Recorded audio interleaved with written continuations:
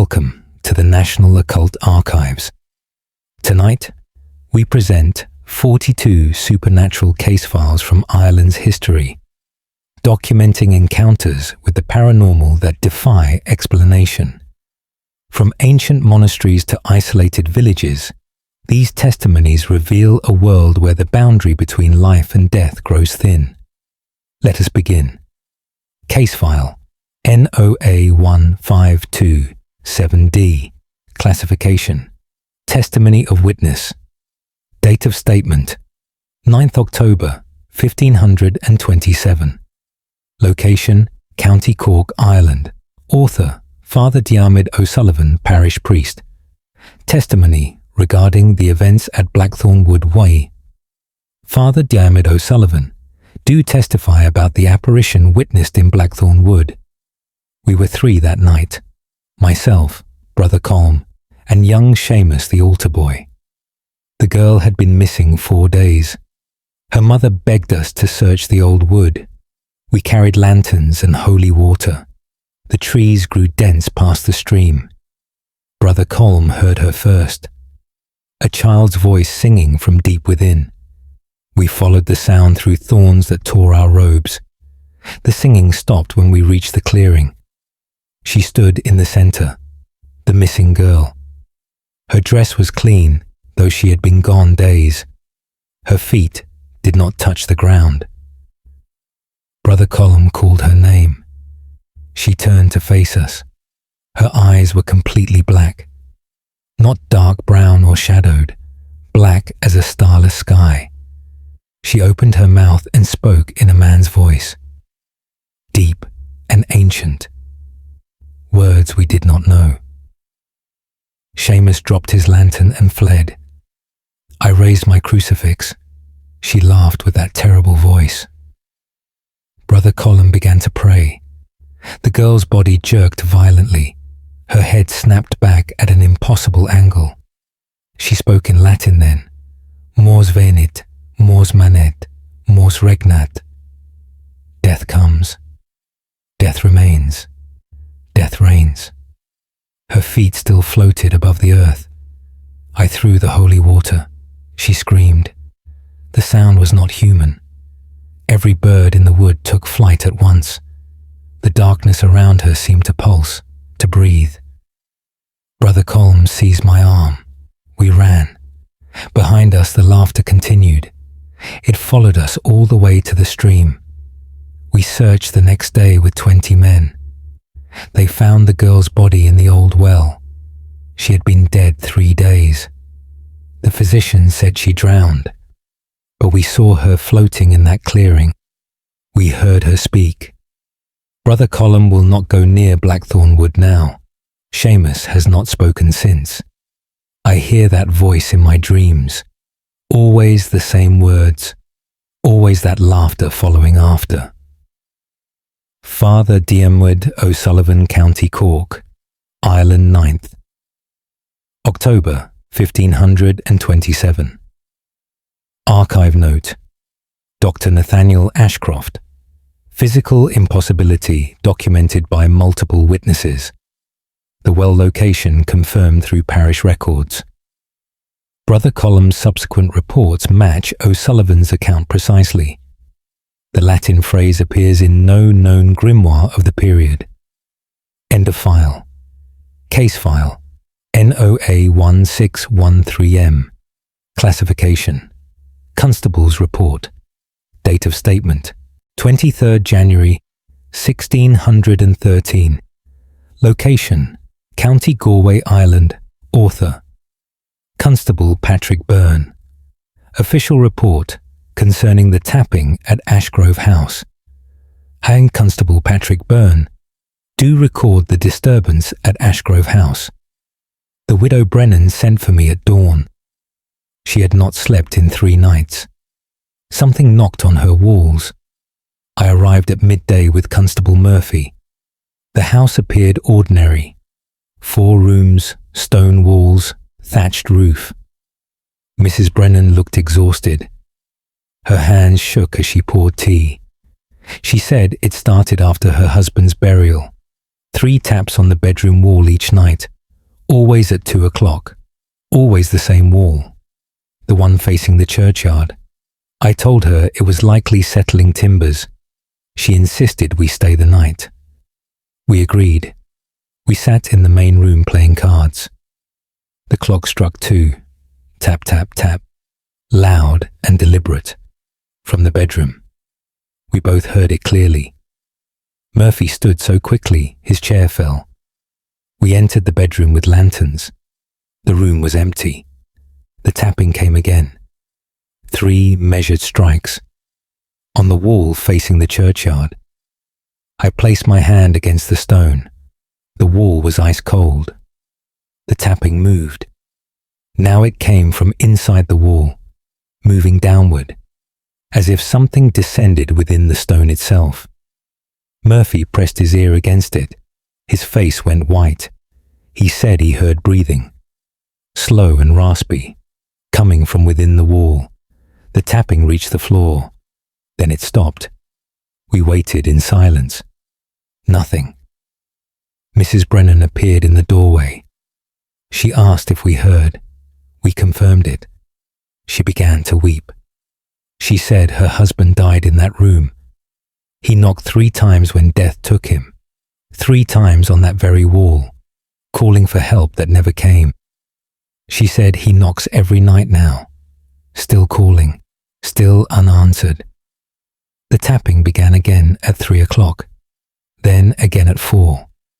By dawn it came every hour, always 3 taps, always the same wall.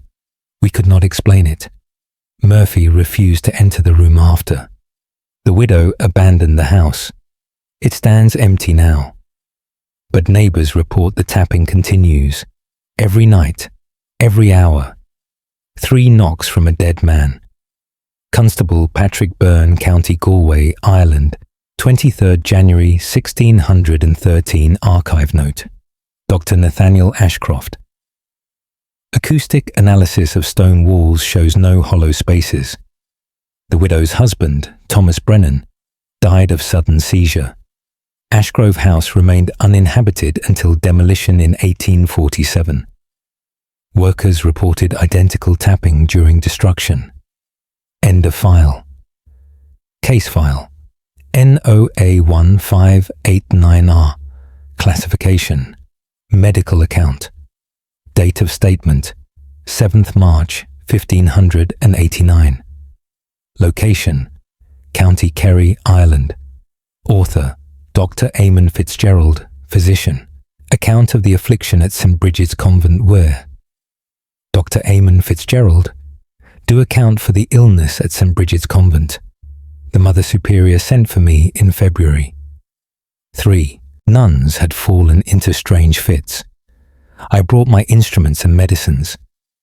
Sister Catherine was the first afflicted. She lay rigid in her cell. Her eyes were open but unseeing. Her lips moved without sound. I checked her pulse. It was too slow, far too slow for a living person. I tried to wake her. She would not respond. Then she sat up suddenly. Her eyes remained unfocused. She spoke in a voice not her own, a man's voice, deep and mocking. Tres descendunt, tres moriuntur, tres manent. 3 descend, 3 die, 3 remain. She collapsed back onto the bed. Sister Margaret and Sister Aoife showed the same symptoms, the same rigid seizures, the same impossible pulse, the same male voice speaking Latin. I could find no medical cause, no fever, no injury, no poison. The Mother Superior revealed something then. 3 months prior, workmen opened an old crypt. Beneath the chapel floor, they found 3 bodies in chains, men's bodies. No records existed of their burial. The Mother Superior had them resealed immediately, but the nuns began falling ill after, always 3 at a time. I examined the sisters daily. Their conditions did not change. They lay unmoving during day. At night they sat up speaking Latin, Always the same phrase. Always in that deep voice. The other nuns heard them. Heard 3 men's voices from women's mouths, speaking in perfect unison. I tried every treatment known to medicine. Bleeding, purging, herbal remedies. Nothing helped. On the 7th day, all 3 woke. They remembered nothing, but they were changed. Sister Catherine refuses to enter the chapel. Sister Margaret cannot bear to be alone. Sister Aoife weeps at the sight of chains. They will not speak of what happened, what they saw or heard in that dark place.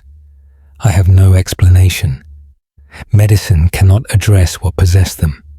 The crypt remains sealed, but I hear the sisters pray more fervently now. They bar their cell doors at night. They fear the return of those voices.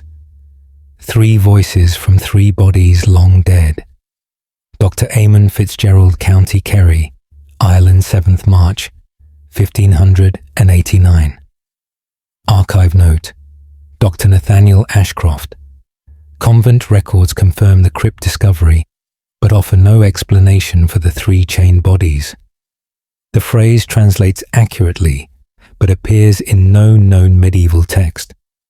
All 3 nuns left the order within a year. End of file. Case file NOA 1642K. Classification: Witness statement. Date of statement: 15th November 1642. Location: County Dublin, Ireland. Author: Margaret Walsh, innkeeper. Statement regarding room 7 at the Harp and Crown War. Margaret Walsh, do state the truth about room 7. My husband and I have kept this in 20 years. We have 12 rooms for travellers. Room 7 has been empty for 5. No one stays there twice. It began with a merchant from England. He took the room for 3 nights. He left before dawn the first night. His face was pale as death. He would not say what happened. He would not take back his coin. He rode away quickly. The next guest was a soldier, a big man, afraid of nothing. He laughed when I mentioned the merchant's flight. He took room 7 deliberately, to prove there was nothing to fear. He lasted until midnight. He came down the stairs running. His hands were shaking. He said someone watched him sleep. Stood beside his bed, a woman in a grey dress. When he opened his eyes, she was there. Inches from his face. He could see through her, see the wall behind. She opened her mouth. No sound came out, but he felt her breath, cold as winter air. He ran. My husband went to the room. It was empty, but it smelled of roses. We have no roses. We never have. Since then, others have tried. A priest stayed 1 hour. He heard weeping through the walls, a woman's desperate sobbing. The room on each side was empty. A doctor stayed until he saw her, the woman in grey. She stood in the corner, watching, always watching. He described her precisely. Young, dark hair, hollow eyes. Every witness describes her the same. My chambermaid refuses to clean the room. She says the air inside is always cold, even in summer, even with the fire burning. The bed is never as we leave it. The covers are pulled back, as if someone has just risen. The rose smell comes and goes, strongest near the window. My husband researched the inn's history. A young woman died in that room 30 years ago. Before we purchased the property, she took her own life there. On her wedding day, her betrothed never came. She waited in that room, wearing her grey wedding dress, surrounded by roses. She was found the next morning. Now she waits still, standing beside the bed, standing in the corner, watching every guest who enters. We keep the room locked now, but sometimes at night I hear it, the sound of weeping through the walls, a woman's grief that will not end.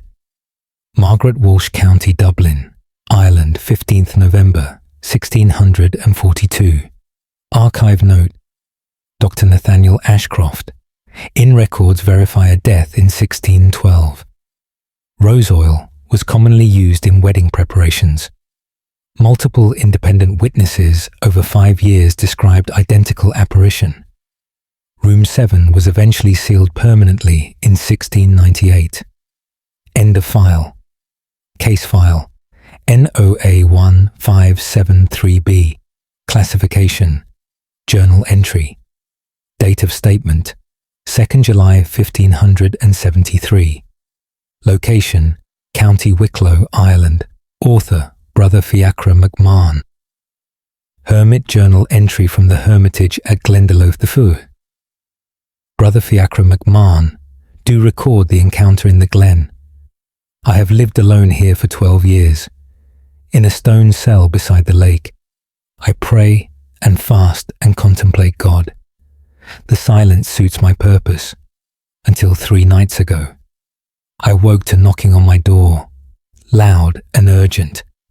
I opened it expecting a traveller in need. No one was there.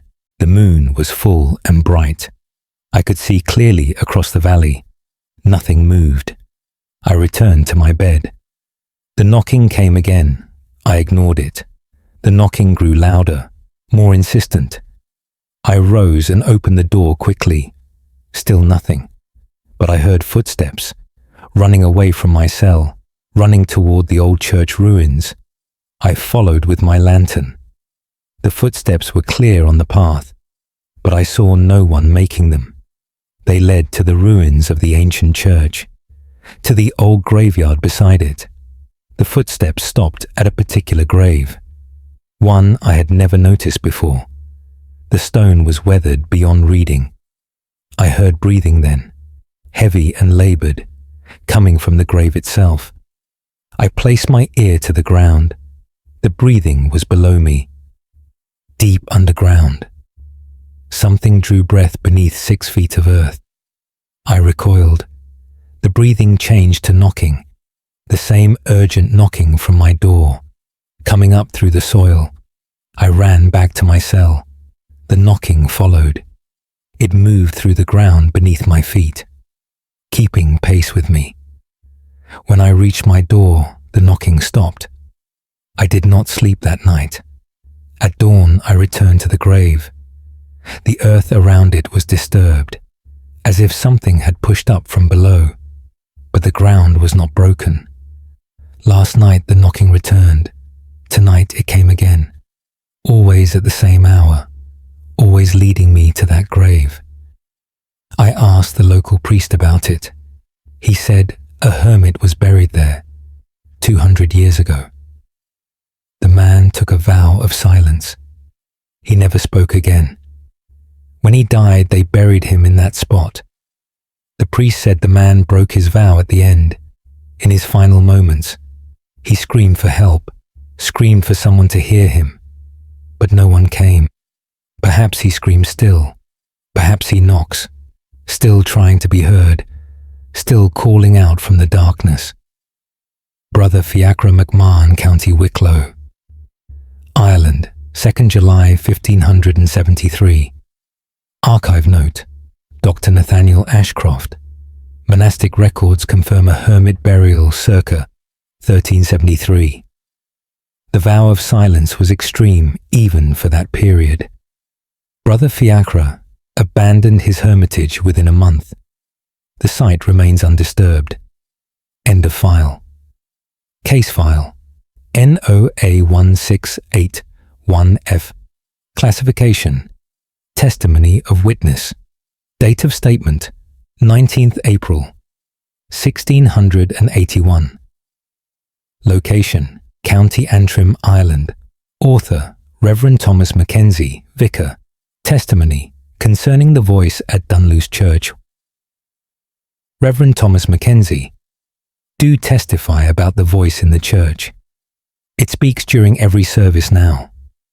A woman's voice, soft but clear, coming from the empty choir loft. My congregation hears it. all 70 souls. It began 6 weeks ago. I was reading from Scripture, a passage about forgiveness. The voice interrupted me, speaking the words along with me, in perfect Latin. I stopped reading. The voice continued alone, reciting verses I had not yet reached. Everyone looked up at the choir loft. It was empty. The voice came from there anyway. When it finished, the congregation sat frozen. No one knew what to do.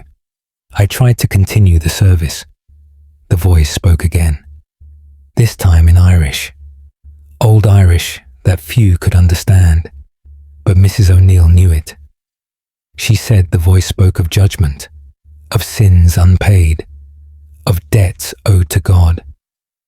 Since then, it comes every Sunday. During hymns, it sings along. It knows every word, every verse.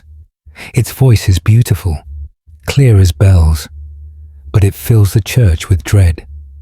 We searched the loft thoroughly. We found nothing, no one hiding, no trick or deception. The voice simply exists. Some parishioners stopped attending. They say the church is cursed. Others come more often. They want to hear it. They want to understand what it means. Last Sunday, it spoke in English, for the first time. During my sermon about death, it said one word, soon. Just that single word. But everyone heard it clearly. Mrs. O'Neill fainted. Mr. Gallagher left and has not returned. The church wardens want to close the building. They say something unnatural has taken residence. But I cannot abandon my post. I continue services despite the voice. It continues speaking despite my prayers. Yesterday, I found old records in the vestry. 300 years ago, a woman was accused of witchcraft. In this very parish, she proclaimed her innocence. In 3 languages, Latin, Irish, and English. They did not listen. She was sentenced to death. Her last words were prayers for forgiveness. She asked God to witness her truth.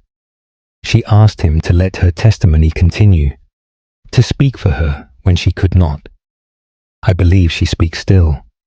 From the choir loft where she once sang, her voice echoes across the centuries. Reverend Thomas Mackenzie, County Antrim, Ireland, 19th April 1681. Archive note. Dr. Nathaniel Ashcroft. Parish records confirm the trial in 1381. The woman's name was Siobhan Briain. Linguistic analysis would be valuable, but no recordings exist. The church continues to function with reports of ongoing vocal phenomena. End of file. Case file. NOA 1596T. Classification. Prison record. Date of statement. 11 September 1596. Location. County Limerick, Ireland. Author. William Harding. Prison warden. Record of events in cell 12. I, William Harding, do record the incidents in cell 12. We have held criminals here for 20 years.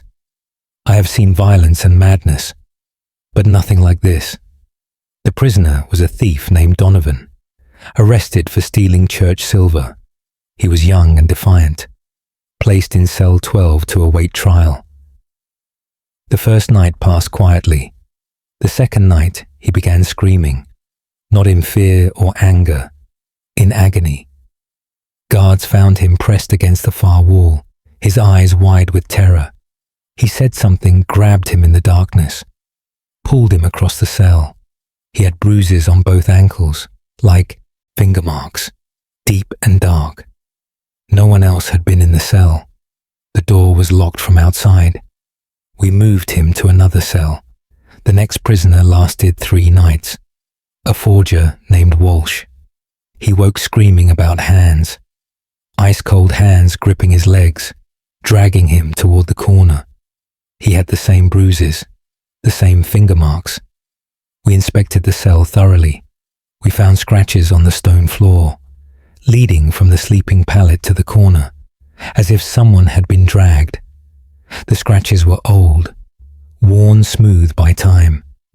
How many had been dragged there before? We stopped using cell 12, but prisoners in neighboring cells reported sounds, scraping across the floor, like fingernails on stone, and whispers. A man's voice begging not to be taken. I researched the prison's history. 50 years ago, a man died in cell 12, a murderer named Garrett. He claimed innocence until the end. His execution was delayed. He waited in that cell for 6 months. Each night he prayed to be spared. Each night he was left alone in darkness. When they finally came for him, he had to be dragged from the cell. He scratched the floor trying to resist. He begged them not to take him. They took him anyway, hanged him in the yard. Now he remains in cell 12, waiting in the darkness. When another prisoner sleeps there, he remembers his own terror. He reaches out, cold hands gripping ankles, dragging them as he was dragged, sharing his fear, his endless fear. We sealed cell 12 last month, but guards still hear it. The scraping, the whispers, the begging that never ends. William Harding, County Limerick, Ireland, 11th September 1596. Archive note, Dr. Nathaniel Ashcroft. Execution records confirm Thomas Garrett, hanged 1546. The scratches remain visible despite cell closure. Similar marks appear in other historical cells, suggesting a pattern in pre-execution detention conditions.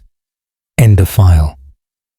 Case file NOA1628H. Classification. Physician's notes. Date of statement 5th December 1628. Location County Mayo, Ireland. Author Dr. Robert McNeill, physician. Notes regarding the child at Blackwood Manor. I, Dr. Robert McNeill, do record the case of young Sean Brennan. The boy is 7 years old, the son of Lord Brennan of Blackwood Manor. I was called to examine him for a persistent cough. What I found defies medical explanation. The boy appeared healthy, good color, clear eyes, normal appetite. But he spoke of another child, a friend who visited him at night. Lord Brennan dismissed this as imagination. Children often invent companions. But the servants looked uncomfortable. Lady Brennan would not meet my eyes. I pressed for more information. The housemaid finally spoke. She said the boy's room was always cold, even with the fire burning. She said she heard 2 voices, when only Sean was present. She said things moved in his room. Toys placed on shelves appeared on the floor. Books opened themselves. The door would not stay closed. I asked to observe the boy at night. Lord Brennan agreed reluctantly. I sat in a chair beside Sean's bed. The boy fell asleep quickly. At midnight, I heard it. A child's whisper, coming from the corner of the room. I could not distinguish the words. Sean sat up in bed. His eyes remained closed. He spoke clearly, answering the whispers, having a conversation with empty air. I moved closer. The temperature dropped. My breath became visible. The whispers grew louder. They came from directly beside me now, a young boy's voice. Sean continued speaking to it. He called it James. He said James lived in the walls. He said James was lonely. He said James wanted him to stay forever. I lit more candles. The whispers stopped immediately. Sean woke. He asked where James had gone. I questioned him gently. He described James in detail. A boy his own age, with dark hair and dark eyes, wearing old-fashioned clothing from another century. Sean said James showed him secret passages, showed him where he hid, where he died. I searched the manor's records. A previous family lived there. They had a son named James. He disappeared at age 7, 100 years ago. His body was never found. The manor was searched thoroughly. The land was searched. No trace of James existed. Until now. Until Sean began speaking to him. I told Lord Brennan what I learned. He dismissed it as coincidence. But he moved Sean to another room. The cold room remains empty now. The servants will not enter it. They say they still hear whispers. A lonely child calling for someone to stay, someone to play with, forever in the dark. Dr. Robert McNeill, County Mayo, Ireland, 5th December 1628. Archive note. Dr. Nathaniel Ashcroft. Historical records confirm James Brennan disappeared 1528. Architectural survey revealed sealed passages throughout the manor. No human remains were discovered. The property changed hands multiple times afterward. End of file. Case file. NOA 1567P. Classification. Witness account. Date of statement. 28th May 1567. Location. County Cork, Ireland. Author. Sister Bridget. O'Connor, Prioress Account of the Bell. At St. Mary's Priory, Y, Sister Bridget O'Connor, do account for the bell that rings itself. Our priory has stood for 300 years. In the tower is a bell, cast in iron by monks long dead. It calls us to prayer 7 times daily. Someone must ring it, pull the rope to summon the sisters. But for the past month, the bell rings alone. At hours not prescribed, at 3 in the morning, at random afternoon hours, during meals, during private prayer, we all hear it. 20 sisters hear the same bell, clear and loud, but no one pulls the rope. The rope hangs still while the bell sounds. I climbed the tower myself. Sister Anne accompanied me. We wanted to see the mechanism, to find the rational explanation. The bell hung motionless. The rope was tied securely. Nothing could move it by accident. As we stood there watching, the bell rang. 3 clear strikes. We both jumped. We saw it move, saw the metal swing, but no hand touched it. No rope pulled it. It rang of its own will. Sister Anne began to pray. The bell rang again and again. 12 times it struck, like it was calling the hour. But it was not noon. It was not midnight. It was 3 in the afternoon. The ringing stopped. We stood in silence. Then we heard something else. Footsteps on the tower stairs, coming up toward us, slow and steady. We were alone in the tower. We had locked the door below. The footsteps continued, getting closer. Sister Anne gripped my arm. The footsteps reached our level. The trap door was closed. No one could pass it, but we heard them anyway, walking around the bell chamber, circling us. We saw no one, but we heard boots on stone, felt the vibration through the floor. The bell rang once more, a single deep note. The footsteps descended, fading back down the stairs. We waited until silence returned. Then we fled down ourselves. The lower door was still locked. No one had entered. No one had left.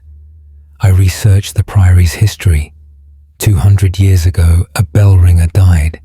He fell from the tower during a storm. Fell while ringing the bell. His last act was pulling that rope. His last sound was that bell. The sisters say he never stopped his duty. He climbs the tower still. He rings the bell at strange hours, keeping time only he understands, walking the chamber only he can see, serving God long past death. Sister Bridget, O'Connor, County Cork, Ireland, 28th May 1567. Archive note, Dr. Nathaniel Ashcroft. Priory, records note, the death of Thomas the Bell Ringer in 1367. Tower stairs show unusual wear patterns, inconsistent with documented foot traffic. The bell continues to ring at irregular intervals. End of file. Case file, NOA 1654L. Classification, testimony of witness. Date of statement, 3rd August, 1654. Location, County Donegal, Ireland. Author, Father Brendan Gallagher, parish priest. Testimony regarding the Mass at dawn, or Father Brendan Gallagher, do testify about the uninvited congregation. I say Mass each morning at dawn, usually alone in the empty church, a private devotion between myself and God. Last week something changed. I began the liturgy as always, speaking the familiar Latin words. Halfway through the consecration I heard them, voices joining mine, speaking the responses. I looked up from the altar. The church appeared empty. The pews held no one, but the voices continued. Dozens of voices, men and women, all speaking the Latin responses, in perfect unison. Stop speaking. The voices stopped as well. I continued the Mass. They continued with me, responding at the proper moments, exactly as a congregation should. I tried to see them, moved to different positions, looked from every angle. The church remained empty, but the voices filled it. After the Mass ended, I waited in silence. I heard rustling, the sound of people rising, footsteps in the aisle, moving toward the door. The door did not open, but I heard them pass through, heard them leave, heard them fade into the morning. This has happened every day since. Each dawn I say Mass. Each dawn the invisible congregation joins me. I told the bishop. He suggested I was overtired, that I imagined it. But yesterday I asked Father Quinn to attend, to witness what I heard. He arrived before dawn, hid in the vestry. I began the Mass. The voices came as always. Father Quinn emerged pale and shaken. He heard them too, every response, every prayer, spoken by people who were not there. We searched the church records together. 300 years ago, during the time of persecution, Catholics said Mass in secret, in hidden locations. This church was built on such a site, a place where the faithful gathered in darkness, where they risked death to worship. Many were caught, many were taken, many never returned. Father Quinn believes they return still, come back to the place they felt safe, come back to finish prayers interrupted, come back to worship as they once did, in secret, in shadow, invisible to the world. But I hear them. Every morning I hear them.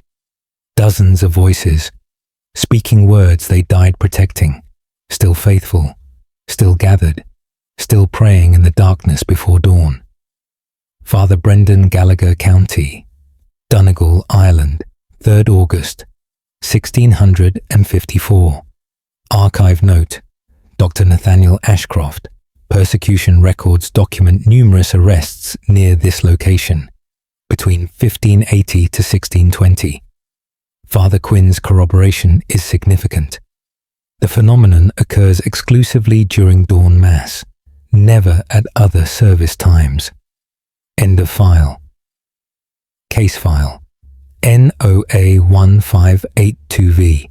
Classification, record of investigation. Date of statement, 16th October, 1582. Location, County Waterford, Ireland. Author, Brother Timothy O'Brien, investigator. Record of the bleeding at Kilmeaden Monastery Wa. Brother Timothy O'Brien, do record the phenomena at Kilmeaden. The abbot requested investigation. Something was wrong in the chapel. I arrived on the feast of St. Luke. The brothers seemed frightened. They led me to the chapel without speaking. Red stains marked the floor. Leading from the altar to the wall, they appeared fresh, but they had been there for weeks. The brothers cleaned them daily. By morning they returned. The same path, the same red marks, like drops of blood. I examined them closely. They smelled of iron. They had the consistency of blood, but no source could be found. I waited in the chapel that night. Brother Paul kept vigil with me. We prayed until midnight. Nothing occurred. At 3 a.m, Brother Paul shook me awake. I had dozed despite my intentions. He pointed at the floor. The marks were forming, appearing one by one, drop by drop, coming from nowhere, manifesting on the stone. We watched them appear, each drop in the exact same position as before, creating the same trail, from altar to wall. I placed my hand where the next drop should form. It appeared anyway, on my palm, warm and wet. I recoiled. The drops continued without me, completing their path. When the trail was finished, we heard footsteps, heavy and dragging, following the bloody trail, from altar to wall. We saw no one, but we heard each step, heard something moving where nothing was visible. The steps stopped at the wall, then came scraping, like hands clawing stone. Brother Paul ran for the abbot. I remained alone. The scraping continued, desperate and frantic, as if something tried to escape, tried to claw through solid stone. The abbot arrived with 3 brothers. The scraping stopped when we were 5, but the bloody trail remained. The abbot revealed the chapel's history during the Troubles.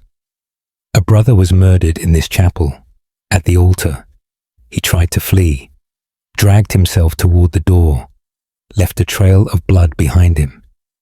He reached the wall and died there, clawing at the stone, trying to escape. Every night since his death, his blood returns, his footsteps return, his desperate clawing returns, trying still to flee, trying still to live, unable to do either. Brother Timothy O'Brien County, Waterford, Ireland, 16th October, 1582. Archive note: Dr. Nathaniel Ashcroft. The murdered brother was Cormac O'Neill, killed 1541. Chemical analysis in 1823 confirmed the substance as human blood. The trail manifests regardless of floor treatment or alteration. End of file. Case file. NOA 1673. W classification. Witness statement. Date of statement: 9th February, 1673. Location: County Sligo, Ireland. Author: Michael Doyle, Night Watchman. Statement: concerning the woods at Lissadell First, Michael Doyle. Do state what I saw in Lissadell Woods. I keep watch over the estate at night, walk the grounds from dusk until dawn, ensure no thieves or vagrants trespass. I carry a lantern and a stout stick. I have done this work for 8 years. I fear nothing in the darkness until last month. I was walking the eastern path, the one that borders the old woods. Trees thick and ancient. The moon was bright. I did not need my lantern yet. I heard singing, a woman's voice, beautiful and clear, coming from deep within the trees. I thought perhaps a traveller was lost. I called out. The singing stopped. I called again. No response. I entered the woods to search. The singing began again, further away, now deeper in the trees. I followed it. The voice moved as I moved, always ahead, always out of sight. The woods grew darker. I lit my lantern. The singing stopped immediately. I waited. Nothing. I continued forward. The trees seemed to close behind me, block my path back. I turned to retreat. The singing came from behind me now, right behind me. I spun around. A woman stood 3 paces away, pale as moonlight, wearing a white dress. Her hair was long and black. Her feet were bare. She smiled at me. I asked if she needed help. She did not answer. She began to sing again, the same melody, wordless and haunting. She walked past me, deeper into the woods. I followed without meaning to. My legs moved by themselves. She led me further. The woods became unfamiliar.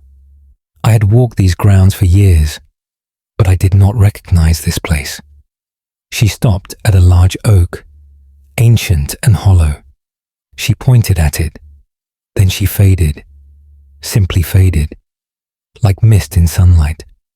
I stood alone in the dark woods, completely lost. I searched for hours, could not find the path back. As dawn broke, I finally emerged, 2 miles from where I entered. Lord Lissadell asked where I had been. I told him. He went pale. He said I was lucky to return. A woman died in those woods, 100 years ago. She was lost during a storm, wandered in the darkness, singing to keep her spirits up. She was found 3 days later, dead at the base of a large oak. They say she still wanders, still sings in the darkness, still leads others astray. Some who follow never return. I will not enter those woods again. I hear her sometimes, singing in the distance, that beautiful, terrible song. Michael Doyle County, Sligo, Ireland, 9th February 1673. Archive note. Dr. Nathaniel Ashcroft, estate, records mention Eleanor Fitzgerald. Died 1573. The hollow oak stands marked on old property maps. 3 other watchmen reported similar encounters before Doyle. None continued in service afterward.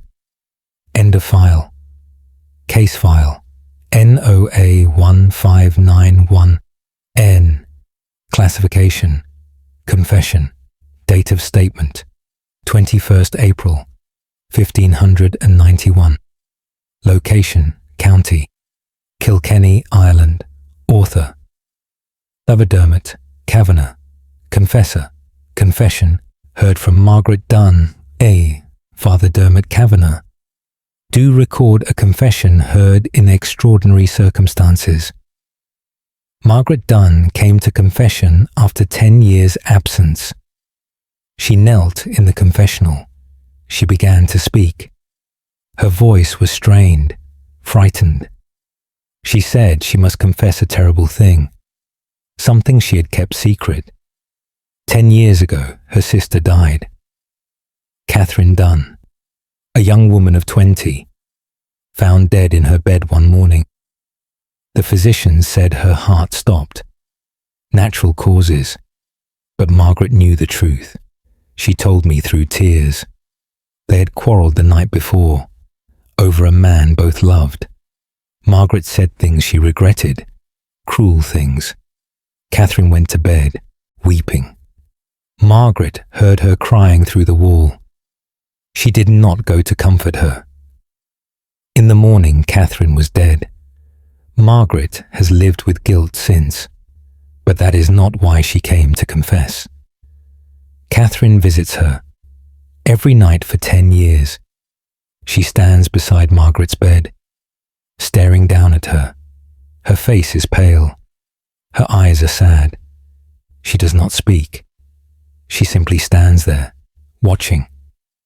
Margaret can feel her presence, can feel her sister's sorrow.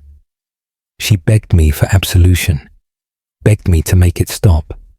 I gave her penance and forgiveness. I blessed her. I told her to pray for her sister's soul. She left weeping. That was yesterday. This morning, Margaret was found dead, in her bed, the same as her sister. Her heart had stopped. The physician said natural causes, but her face held an expression, not of pain, of recognition, as if she had seen someone she expected, someone who had finally come for her. I wonder what Margaret saw in her final moment. I wonder if Catherine still stood watching, or if she finally spoke. Father Dermot, Cavanagh County, Kilkenny, Ireland, 21st April, 1591. Archive note. Dr. Nathaniel Ashcroft, both sisters buried in Kilkenny Parish Churchyard. Deaths occurred exactly 10 years apart. The confessor's account is the only record of the nightly visitations. Guilt or coincidence remains unresolved. End of file. Case file NOA1647C. Classification. Medical report. Date of statement 12th July 1647. Location County Tipperary, Ireland. Author Dr. James McCarthy, Physician Medical Report. Concerning the patient at Clonmel, Dr. James McCarthy do report on an unusual case. A farmer named Patrick Ryan, age 45, previously healthy. He came to me complaining of exhaustion. He had not slept properly in weeks. I examined him thoroughly. No physical ailment could be found. I prescribed rest and herbal tea. He returned 3 days later. He looked worse. His eyes were sunken. His hands trembled. He said something prevented his sleep. I asked what he meant. He hesitated before answering. Finally, he told me. Every night when he closed his eyes, he heard music, a fiddle playing, the same tune repeatedly. It came from nowhere, from inside his own head, but it sounded real as if someone played beside his bed. He tried to ignore it, tried to sleep through it. The music grew louder, more insistent, until he had to open his eyes. The moment he did, the music stopped. This happened dozens of times each night. He could not rest, could not escape the tune. I suggested it was a symptom of stress, perhaps an auditory hallucination, but he insisted there was more. His wife heard it too. She woke to find him sitting upright, staring at the corner of their room. She heard the fiddle music, clear as day, coming from that corner, but nothing was there. I agreed to stay at their home one night to observe this phenomenon. I arrived at dusk. Patrick seemed relieved. His wife seemed frightened. We waited. Patrick went to bed at 9. I sat in a chair beside him. At midnight, he sat up suddenly. His eyes were still closed. I heard it then. Fiddle music, a lively jig.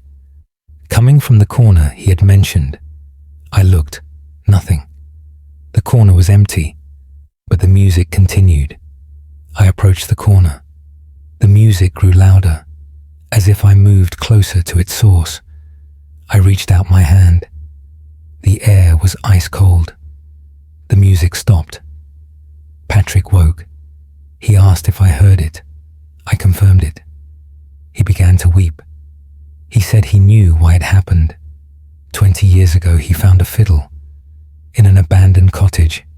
He took it home, learned to play it, became quite skilled. One day, an old woman came to his door. She said the fiddle belonged to her dead husband. She begged Patrick to return it. He refused. He had grown attached to it. The woman left, cursing him. Within a month, the fiddle was stolen. Patrick never saw it again. But he hears it now, hears it playing every night. The dead fiddler's music, demanding his instrument back, playing until Patrick loses his mind. I have no medicine for this affliction, no treatment for a haunting. Patrick Ryan died 2 weeks later. The physician said his heart failed, but I believe he simply could not endure, could not survive another night of that music. Dr. James McCarthy County, Tipperary, Ireland, 12th July 1647 archive note. Dr. Nathaniel Ashcroft. Fiddle theft was common in rural Ireland. The curse's specific manifestation is unusual, but follows documented patterns of object-related hauntings. The tune was never identified. End of file. Case file. NOA 1605. G classification. Witness testimony. Date of statement. 4th March, 1605. Location. County. Clare, Ireland. Author. Sister Mairead O'Shea, nun testimony. Regarding the shadow in the cloister wine, Sister Mairead O'Shea, do testify about the darkness that walks. Our convent stands near the sea. The cloister is open to the sky. We walk there in meditation, contemplating God's creation. 3 weeks ago, something changed. Sister Kathleen was walking at dusk. She saw a shadow on the wall. Not her own shadow, another, moving alongside hers. She stopped walking. The shadow continued, moved along the wall without her. She called for me. I came quickly. We watched together. The shadow completed its circuit of the cloister. Then it faded as darkness fell completely. We told the Mother Superior. She said it was a trick of light, but it appeared again the next evening. And the next, always at dusk, always walking the cloister. More sisters witnessed it. 5 of us stood watching one evening. The shadow walked past us. We saw it clearly against the white wall, the shape of a woman, in a nun's habit, walking slowly, her head bowed in prayer. But no one cast that shadow. No one walked there. I approached the wall, placed my hand where the shadow moved. I felt coldness, penetrating cold, like winter air in summer. The shadow passed over my hand. I jerked away. My hand was numb. The feeling did not return for an hour. The Mother Superior searched our records. 50 years ago, a sister died. Sister Anne-Marie. She was walking the cloister during prayer. A sudden storm struck. Lightning. She was struck and killed instantly. Her last steps were in that cloister, walking and praying. The Mother Superior believes Sister Anne-Marie never stopped, never finished her prayer. Her shadow walks on, completing eternal circuits, praying prayers that have no end. We see her every evening now. Some sisters find it comforting, a reminder that devotion transcends death. Others are frightened. They avoid the cloister at dusk. I am among the frightened, not because the shadow means harm, but because it cannot stop, cannot rest, cannot do anything but walk, forever trapped in that final moment, forever walking and praying, forever bound to the cloister. Sister Mairead O'Shea, County Clare, Ireland, 4th March, 1605. Archive note. Dr. Nathaniel Ashcroft. Convent records confirm Sister Anne-Marie O'Donnell died 1555 during evening prayers. Shadow manifestations at specific times suggest temporal repetition. The phenomenon persists despite numerous architectural modifications to the cloister. End of file. Case file NOA 1548Q. Classification. Testimony of witness. Date of statement 17th June 1548. Location County Meath, Ireland. Author Brother Coleman Fitzpatrick, monk. Testimony concerning the manuscript at Kells Abbey West. Brother Coleman Fitzpatrick, do testify about the cursed manuscript. I work in the scriptorium, copying holy texts, preserving knowledge for future generations. Last month, a manuscript arrived, donated by a deceased nobleman's estate, a book of hours, beautifully illuminated, Latin prayers with gold leaf decoration. The abbot assigned it to me. I was to repair damaged pages, restore what time had worn away.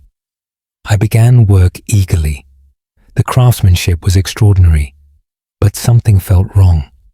The illuminations were strange, hidden among the decorative borders, tiny figures in the margins, not saints or angels, twisted shapes, faces contorted in agony. I looked closer with a magnifying lens. The details were disturbing. The more I studied them, the more uneasy I became. That night I dreamed of the manuscript.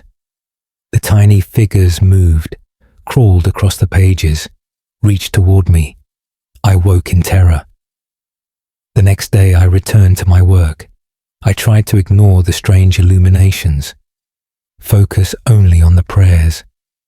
But I felt watched, constantly watched.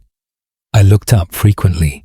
The scriptorium was empty, yet the feeling persisted. Brother Aidan came to consult me. He looked at the manuscript. His face went pale. He said he recognized it. Years ago, he heard stories. A monk created this book. 200 years passed. He filled it with prayers, but he was obsessed with demons, believed they spoke to him.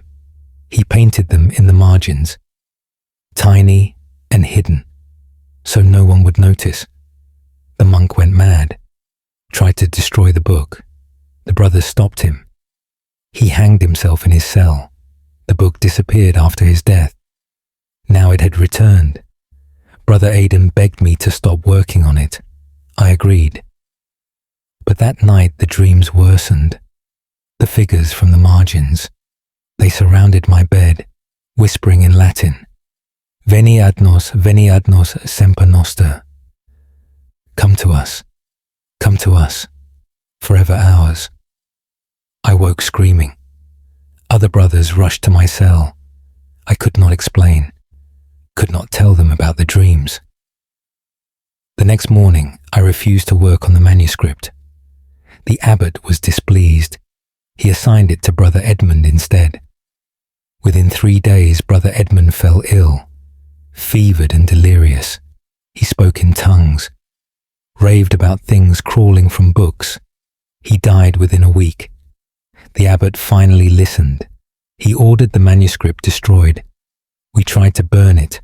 The pages would not catch fire. We tried to tear it. The vellum would not rip. Finally, the abbot sealed it in lead, buried it beneath the chapel floor. But I still dream of it, still hear those whispers, still see those tiny figures crawling toward me through the darkness. Brother Coleman, Fitzpatrick County, Meath, Ireland, 17th June, 1548. Archive note. Dr. Nathaniel Ashcroft, Abbey, records confirm Brother Edmund's death, but attribute it to plague. No record of the manuscript's burial location survives. Kells Abbey was dissolved in 1539. Structures largely demolished by 1550. End of file. Case file. NOA 1636S classification. Record of events. Date of statement. 29 September 1636. Location, County Roscommon, Ireland. Author, Father Hugh Doherty, parish priest. Record of the confession heard at midnight. I, Father Hugh Doherty, do record an impossible confession. 3 nights ago, I was woken at midnight. Someone knocked on the presbytery door. Urgent pounding. I dressed quickly. Assumed someone needed last rites. I opened the door. No one was there. The street was empty. The moon shone bright. I could see clearly. No one. I returned to bed. The knocking came again, louder this time, more insistent. I went to the door faster, threw it open immediately. Still no one. But I heard footsteps running toward the church. I followed with my lantern. The church door stood open. I had locked it myself at Vespers. I entered cautiously, called out. No answer. I walked toward the altar. A figure knelt in the first pew, a man in old-fashioned clothes. His head was bowed. I approached him, asked if he needed help. He did not turn. He spoke to the air before him. Forgive me, Father, for I have sinned. The words of confession. But he did not address me. He faced forward, as if a priest sat before him, an invisible priest. I stood beside the pew.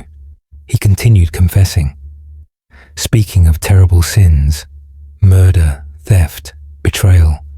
He gave details, names and dates, all from centuries past.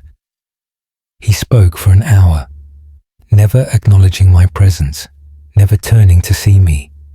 When he finished, he wept, begged for absolution, begged the invisible priest to forgive him. I spoke then, offered to hear his confession properly.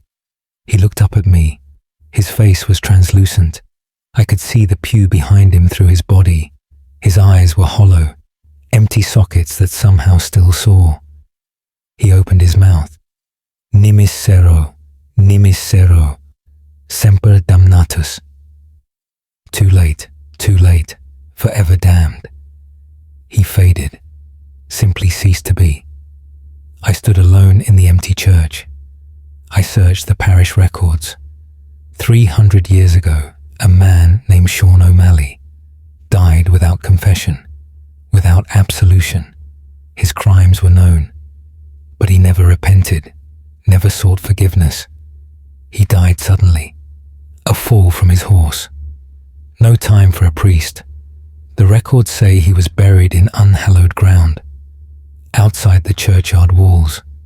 I believe he returns, still seeking the confession he never made, still begging forgiveness, but too late, always too late. Last night, the knocking came again. I did not answer. I heard footsteps running to the church, heard the door open. I remained in bed, praying for a soul that cannot rest, a soul that seeks what it can never receive. Father Hugh, Doherty County, Roscommon, Ireland, 29th September, 1636. Archive note. Dr. Nathaniel Ashcroft. Sean O'Malley's burial site was documented in 1336, location now lost. The Latin phrase suggests theological awareness beyond simple haunting. Multiple priests have reported similar midnight interruptions. End of file. Case file. NOA 1579M. Classification. Physician's notes. Date of statement. 8th November 1579. Location. County Longford, Ireland.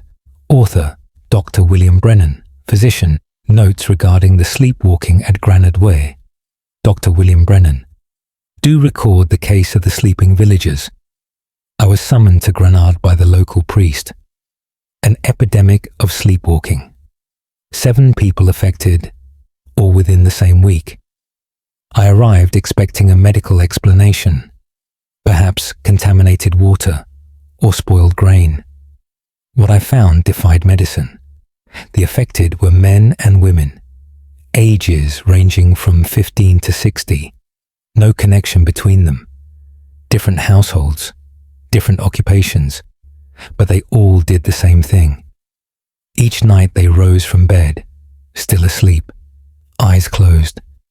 They walked through the village, all heading in the same direction, toward the old ruins north of town, the remains of an ancient monastery long abandoned. Family members followed them, tried to wake them. The sleepwalkers would not respond, would not stop. They pushed past anyone who blocked their way, with surprising strength. I observed this phenomenon myself. At midnight, I joined the watch. 7 figures emerged from different homes, walking in perfect synchronization. Their steps matched exactly. They converged on the main road, formed a line, walked single file toward the ruins. I tried to wake the nearest one, a young woman named Mary. I shook her shoulder, called her name. Her eyes remained closed, but her mouth opened. She spoke in a deep male voice. Vocati sumus, venire debemus, opus imperfectum. We are called, we must come. The work unfinished. All 7 spoke at once. The same words, the same male voice from different mouths. It was horrifying. They reached the ruins, entered through a gap in the walls. We followed with torches. They stood in a circle, in what once was the chapel. They began to chant Latin prayers. Their voices rose and fell in harmony. They chanted for an hour. Then, as one, they stopped, fell silent, stood motionless. Suddenly, they all collapsed, fell to the ground unconscious. We carried them back to the village. By morning, they woke. None remembered walking, none remembered chanting, but they all felt exhausted, as if they had labored through the night. I researched the ruins' history. The monastery was destroyed by fire 400 years ago. 7 monks died in the blaze, trapped in the chapel during midnight prayers. Their prayers were interrupted, never completed. The priest believes they call the living, use their bodies to finish what was begun, to complete prayers interrupted by death. It has happened every night since. 7 sleepwalkers, always 7, walking to the ruins, chanting in voices not their own. I have no medical treatment for this, no explanation science can provide. The village lives in fear. Wondering who will walk next, Dr. William Brennan, County Longford, Ireland. 8th November, 1579. Archive note. Dr. Nathaniel Ashcroft. Monastery fire documented in 1179. 7 casualties confirmed. The Latin phrase appears authentic to 12th century liturgical practice. Sleepwalking events reportedly ceased after ruins were blessed in 1582. End of file. Case file. NOA 1619T. Classification. Witness account. Date of statement. 14th February 1619. Location, County Cavan, Ireland. Author, Thomas Riley, schoolmaster. Account of the children's game at Baileyborough, Thomas Riley. Do account for the strange game the children play.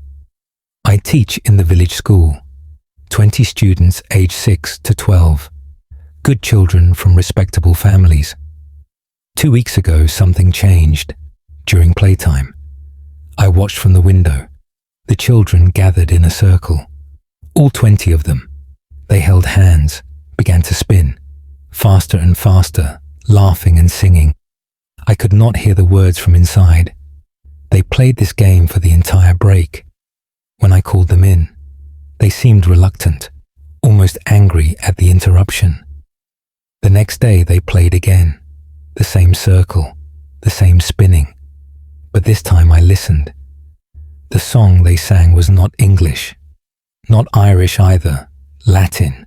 Children who knew no Latin, singing perfect Latin verses.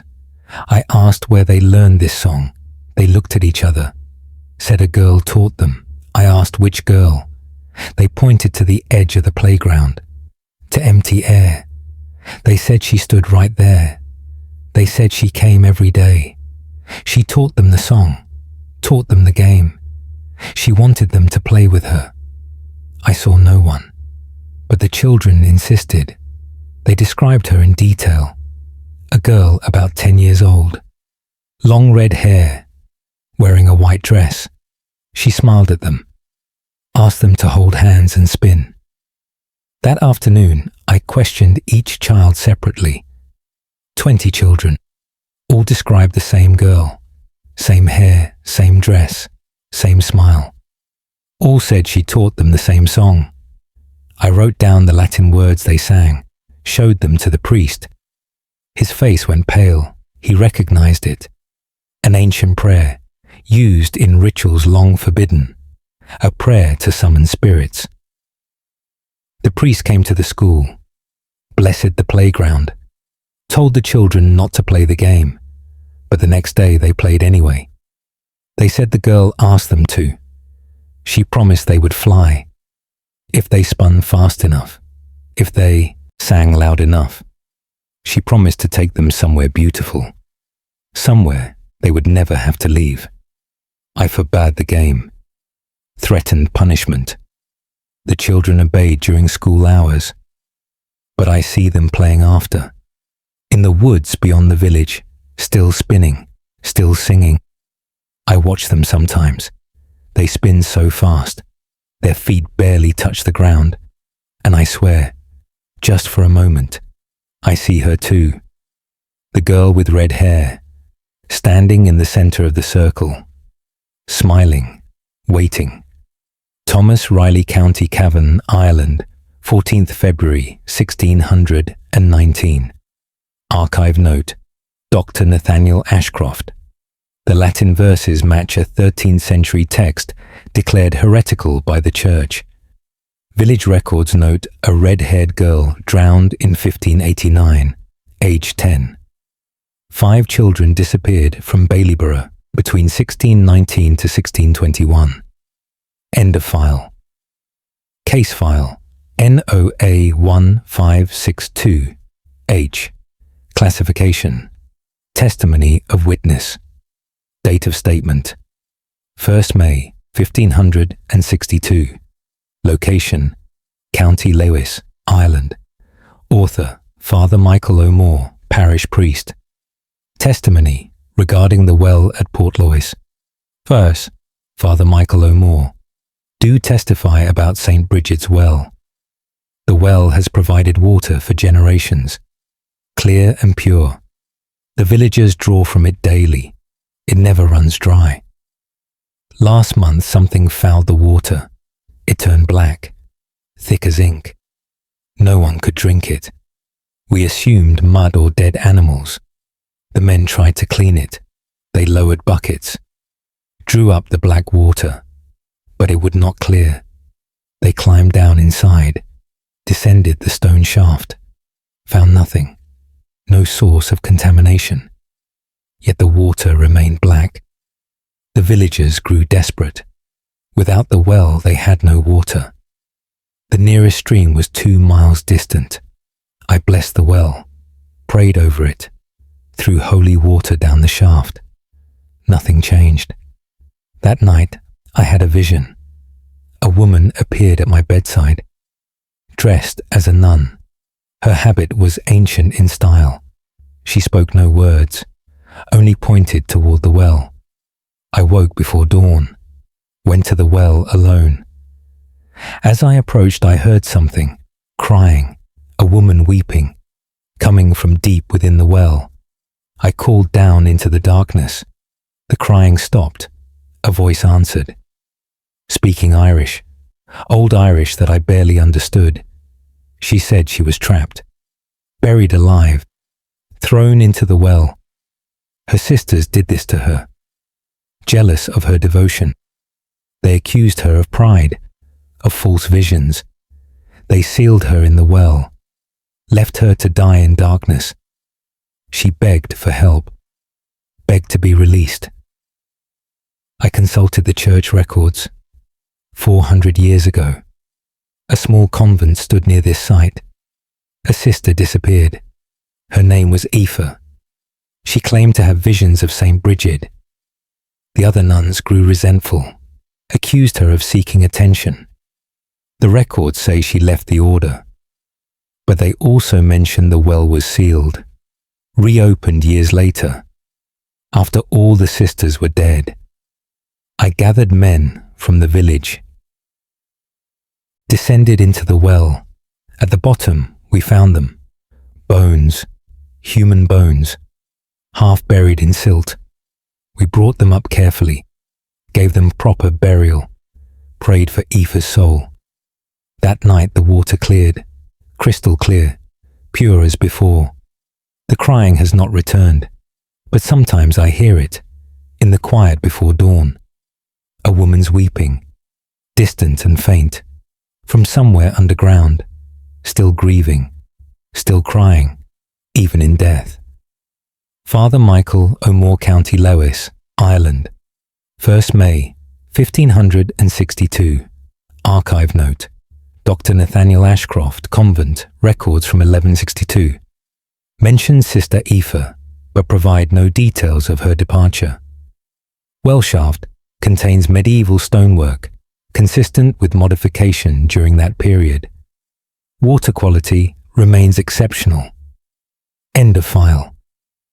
Case file NOA 1645L. Classification: Prison Officer's Report. Date of statement: 26th October 1645. Location: County Wexford, Ireland. Author: John Byrne, Prison Officer. Report concerning the prisoner who would not die. I, John Byrne, do report an impossible occurrence. We held a man named Connor Walsh, accused of murder, convicted and sentenced to hang. The execution was scheduled for dawn. I was assigned to watch him through his final night, ensure he did not take his own life. Walsh sat calmly in his cell. He did not weep or pray. He stared at the wall. At midnight, he spoke. He said he would not die. He said something would save him. I told him no pardon was coming. He smiled. He said he made a bargain, a promise, his life in exchange for service. I asked what he meant. He would not explain. At 1 o'clock he began to convulse, fell to the floor writhing. I called for help. The physician came quickly. Walsh's body jerked violently. His eyes rolled back. His mouth foamed. Then he went rigid. The physician checked for breath, for a pulse. He found neither. Walsh was dead. We documented it, recorded the time, 1:15 in the morning. The body was left in the cell, to be collected at dawn. I remained to guard it. Standard procedure. At 2 o'clock, Walsh opened his eyes. I jumped back. The physician had confirmed death. But Walsh sat up. He looked at me, smiled, stood easily. I shouted for help. 3 guards came running.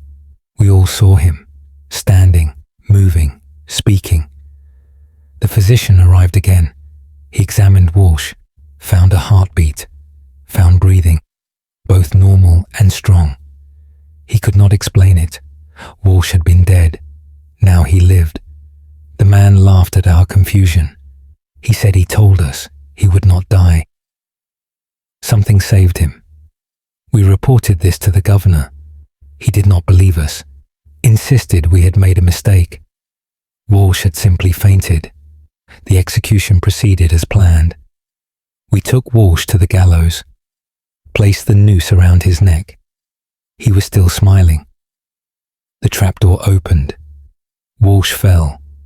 The rope snapped tight. His neck broke. We heard it clearly. The physician confirmed it again. Walsh was dead. We left him hanging the customary hour. When we cut him down, he gasped, drew breath, opened his eyes. His neck was twisted at an impossible angle. But he lived. He spoke though his throat was crushed. "You cannot kill me. We made a bargain." The governor ordered him returned to his cell. No one knew what to do. Walsh remained there 3 days. His neck stayed broken, twisted grotesquely, but he breathed, he ate, he laughed. On the 3rd day he stopped laughing. He began to scream, screamed about something coming, something that wanted payment. He screamed for 2 days, then fell silent. When we checked the cell, Walsh was dead, finally and truly dead, but his face was frozen in terror, and his body was cold, cold as if it had been dead for weeks, not hours. John Byrne County, Wexford, Ireland, 26th October, 1645. Archive note: Dr. Nathaniel Ashcroft. Medical impossibility documented by physician and multiple witnesses. The nature of Walsh's bargain remains unknown. Body was burned rather than buried. No similar cases in regional records. End of file. Case file NOA 1587D. Classification: Record of investigation. Date of statement: 13th January 1587. Location: County Monaghan, Ireland. Author: Brother Paul Maguire, investigator. Record of the voices at Clones Abbey Worse. Brother Paul Maguire. Do record the investigation at Clones. The abbot requested my presence. I specialize in examining unusual phenomena, determining natural versus supernatural causes. The brothers at Clones reported voices, heard throughout the abbey, at all hours, conversations in empty rooms, whispers in the corridors. I arrived with an open mind, prepared to find drafts, or animals in the walls, or brothers playing tricks. The first night I heard nothing. I retired disappointed. At 3 a.m. I woke. Voices came from the corridor. 2 men speaking Latin, discussing theology. Their debate was passionate, intelligent. I dressed quickly, opened my door. The voices stopped immediately. The corridor was empty. I walked its length, checking every room. All the brothers were asleep. The next night I stayed awake, waited in the dark. At 3, the voices came again. From the library this time. I approached silently. The voices grew louder. 3 men now, arguing a point of scripture. I threw open the door. The room was empty. But the voices continued, coming from the center of the room, from the air itself. I stood among them, felt breath on my face, felt someone brush past me, but saw nothing. The debate continued around me. Invisible scholars, invisible monks, discussing matters of faith. I spoke, asked them to identify themselves. The voices stopped. Silence fell. Then a single voice, directly beside my ear. Nos sumus qui eramus. Opus nostrum non finitur. We are who we were. Our work is not finished. I spent 7 days at Clones, heard the voices every night, sometimes 2 voices, sometimes 10, always in Latin, always discussing theology, philosophy, sacred texts. I researched the Abbey's history during its golden age, 400 years ago. Clones was a center of learning. Monks came from across Christendom to study and debate, to write and teach. But Viking raids destroyed it. The monastery was burned. Many monks died defending the library, died protecting the books, the knowledge they had accumulated. I believe their work continues. Though they are long dead, their voices remain, still debating, still teaching, still refusing to let their scholarship end. The brothers have grown accustomed to it. They say it is comforting to hear the old masters at work, to know that learning never truly dies. Brother Paul Maguire, County Monaghan, Ireland, 13th January 1587. Archive note: Dr. Nathaniel Ashcroft. Viking raids documented 837 to 841 AD. Clones was one of Ireland's premier monastic schools. The Latin used in the voices matches 9th century ecclesiastical dialect. Recordings attempted in 1893 captured nothing. End of file. Case file NOA 1624 F. Classification: Medical account. Date of statement: 7th April 1624.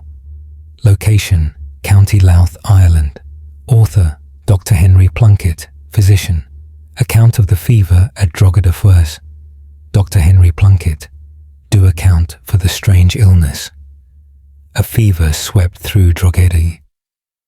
15 people fell ill within days.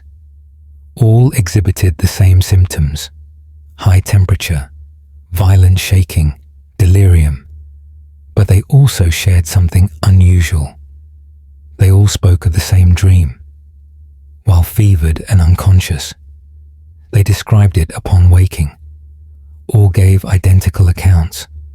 A woman in a grey cloak, standing at the foot of their bed. She did not speak, did not move, only stood watching.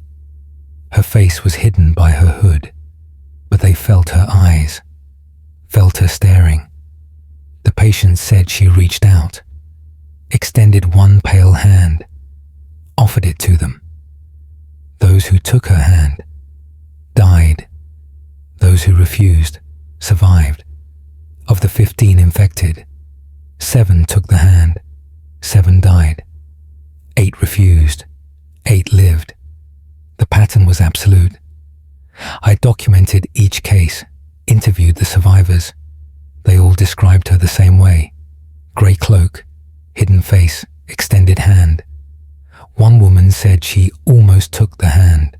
She was so tired, so ready to rest. But something made her refuse. Some instinct for survival. She pulled back. The grey woman vanished. The fever broke immediately. Another survivor said the woman spoke, one word only: come. Soft and inviting, like a mother calling a child. He wanted to go, but fear held him back. Fear of what lay beyond that hand. The dead showed no signs of violence, no physical trauma.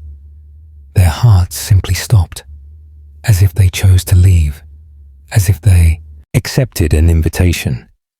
I searched for a source of infection, found none. The patients lived in different areas, had no contact with each other, shared no food or water.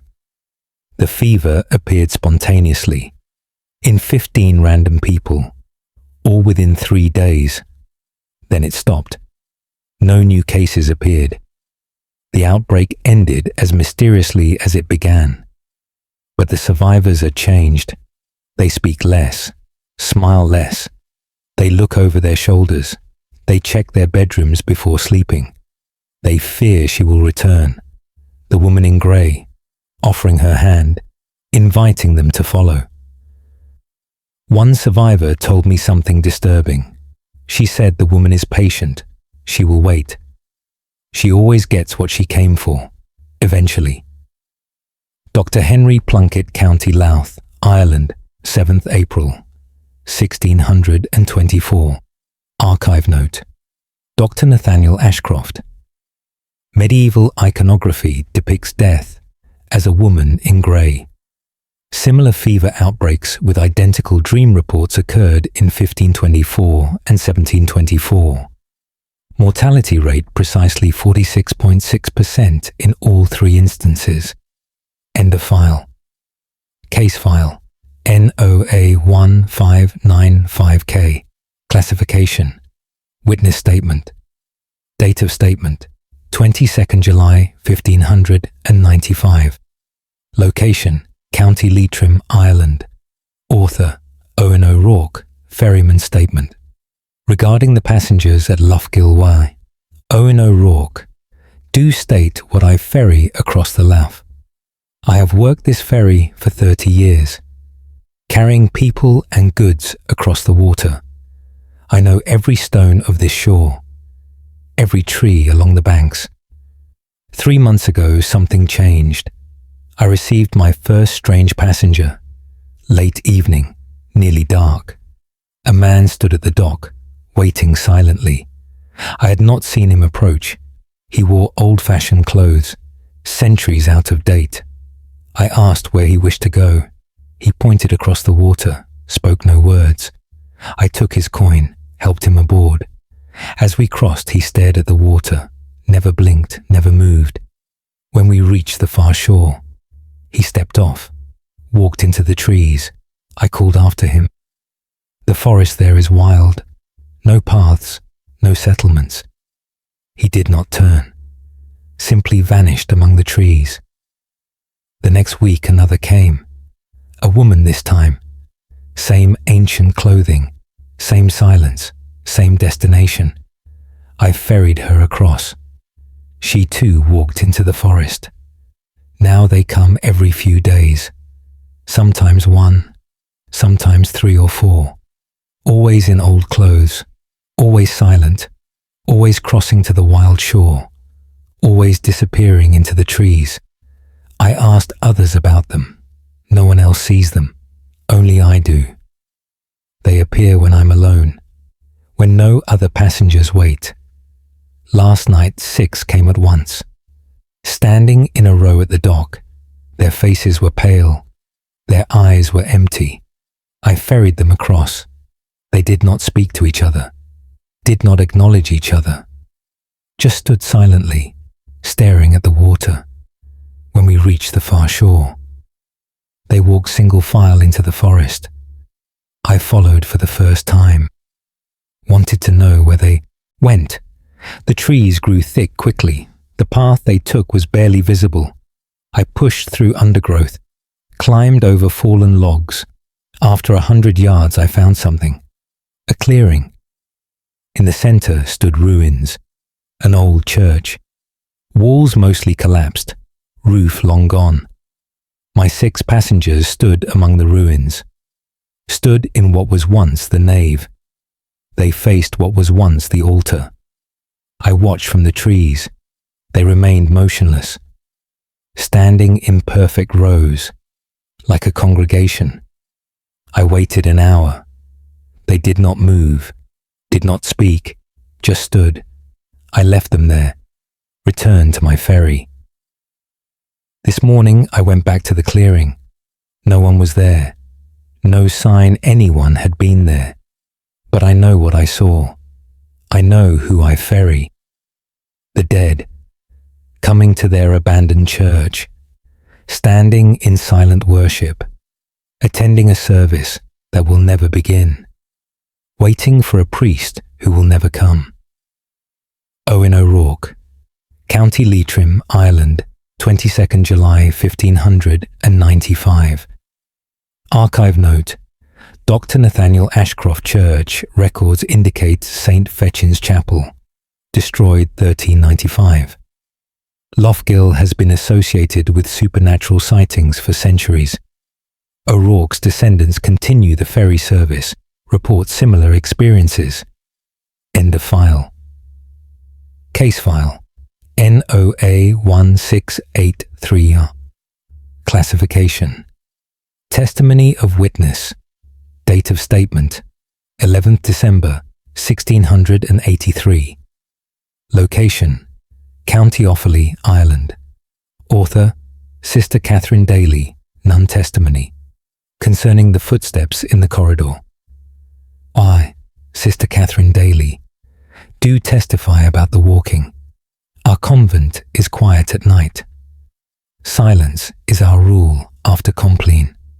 We retire to our cells, pray privately, sleep, but every night at midnight, footsteps echo through the corridor, heavy boots, a man's tread. We have no men in the convent, no workmen stay after dark. The doors are locked and bolted, yet the footsteps come, starting at the chapel door, walking the full length of the building, stopping at the end, then returning, walking back to the chapel, the same route every night. I hear them clearly. My cell is near the corridor. The sound is distinct, boot heels on stone, steady and purposeful, not hurried, not hesitant, as if someone walks a familiar path. Other sisters hear them too, all 20 of us. Sister Mary dared to look one night, opened her door as the footsteps passed. The corridor was empty, but the footsteps continued, walking right past her. She felt a cold breeze, felt something brush her habit. She slammed the door, refused to look again. The Mother Superior investigated, walked the corridor during the day, searching for loose boards, for anything that might explain the sound. She found nothing. That night she waited in the corridor, sat with a candle, determined to see what walked. At midnight, the footsteps began. She saw nothing, but she heard them approach, heard them walk directly toward her. She held up her crucifix. The footsteps split, walked around her on both sides, avoiding where she sat, then merged again behind her, continued to the end. She stood, followed the sound. As the footsteps returned, they walked through her. She felt intense cold, felt something pass through her body.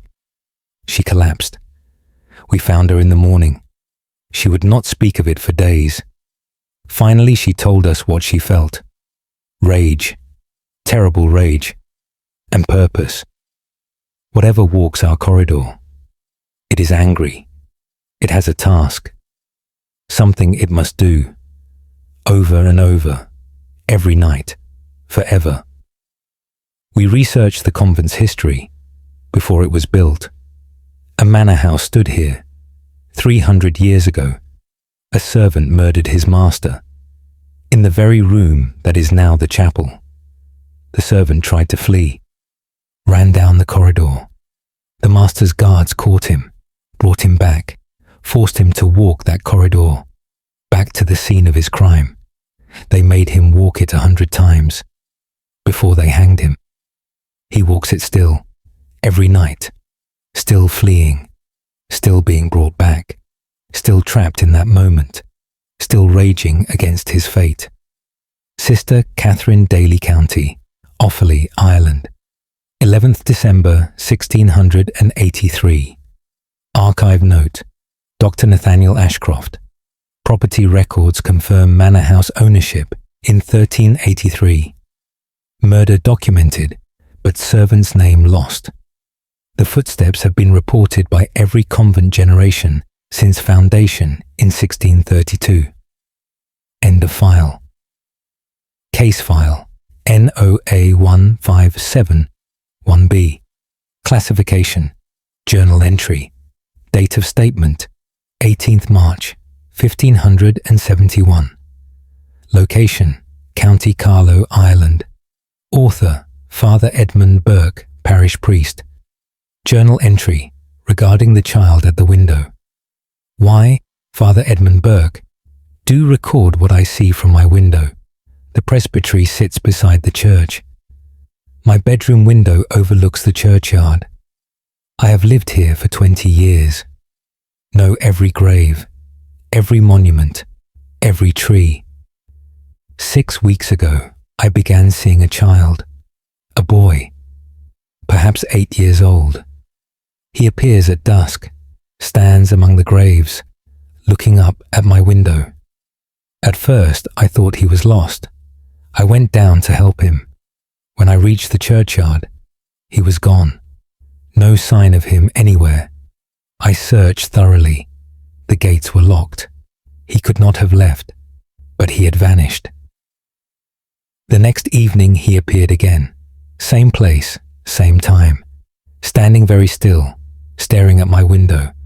I waved. He did not respond. I went down again. Again he vanished. This happened every evening, for weeks. I began to dread sunset, dread seeing that small figure, standing motionless, always watching. I asked the sexton about him. He saw nothing, no child in the churchyard. I asked the housekeeper. She saw nothing either. Only I could see him. Last week I did not go down. I watched from my window instead. The boy stood in his usual spot, staring up at me. I watched him for an hour. He never moved, never blinked.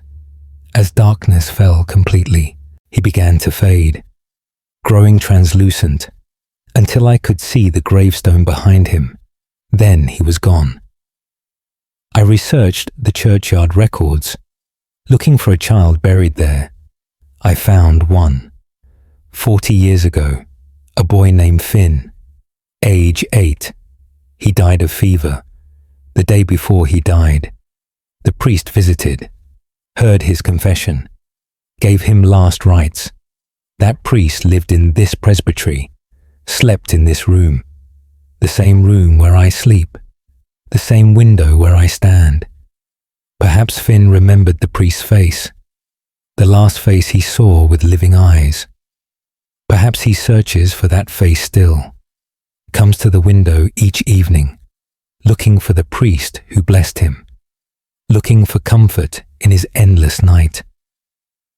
Last night, I did something. When Finn appeared, I held up my crucifix to the window, made the sign of blessing, whispered a prayer for his soul. The boy smiled, just for a moment. His face showed peace. Then he faded. He has not appeared since. Perhaps that was all he needed. One final blessing, one final prayer, to finally let him rest. I pray it is so. I pray he has found peace. But I watch at dusk anyway, waiting, wondering if he will return, if one blessing was enough, or if he will stand there forever, a child seeking comfort from a priest long dead. Father Edmund Burke County, Carlow, Ireland, 18th March 1571. Archive note: Dr. Nathaniel Ashcroft, Finn O'Byrne's grave located and verified. The previous priest, Father Aidan, died in 1532, 1 week after the child. Burke reported no further sightings. The presbytery burned in 1599. End of file. Case file NOA1658N. Classification: Constable's report. Date of statement: 25th August 1658. Location: County Westmeath, Ireland. Author: Constable James Mulligan. Report on the fire that will not burn. I, Constable James Mulligan, do report an impossible sight. I was called to a farmhouse near Mullingar. The farmer reported fire. I arrived expecting to find damage, perhaps a barn burning. Instead, the farmer led me to a field, pointed at a spot of bare earth, said that was where the fire burned. I saw nothing. No flames, no smoke, no scorched ground. I told him I saw no fire. He insisted it was there, said it burned every night for the past month. His wife confirmed it. His 3 children confirmed it. All 5 saw the same fire. I thought them mad or lying, but they seemed sincere, genuinely frightened. I agreed to return that evening to see what they claimed. I arrived at dusk with 2 other constables. We waited in the farmyard. As darkness fell, the farmer grew agitated, said it was nearly time. At full dark, he pointed at the field. I saw nothing. The other constables saw nothing. But the farmer and his family, they saw flames, described them in detail. A fire 10 feet across, burning bright, right in the center of the field. They saw it clearly. We saw only empty ground. The farmer's son, a boy of 12, walked toward the fire. I watched him. He approached the bare earth, stopped, backed away quickly, said the heat was too intense. But I felt nothing, no warmth at all. I walked to where he said the fire burned, stood in the center. The family shouted warnings, said I would burn. I felt nothing. Cool night air, nothing more. The farmer was terrified, said I stood in the middle of the flames, said I should be burning.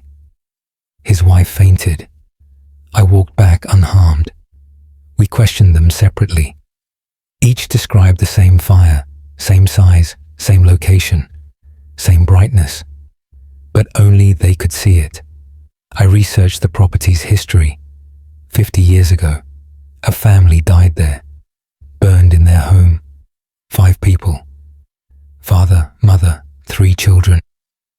The house stood in that field, where the family now saw fire. The fire that killed them started at night. They were trapped. All 5 died in the flames. The farmer who bought the land also has 5 family members. Father, mother, 3 children. The same number as those who died.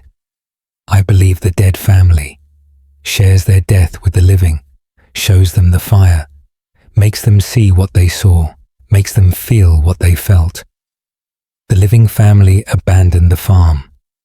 The land stands empty now, but other families have tried to settle there. Those with 5 members see the fire.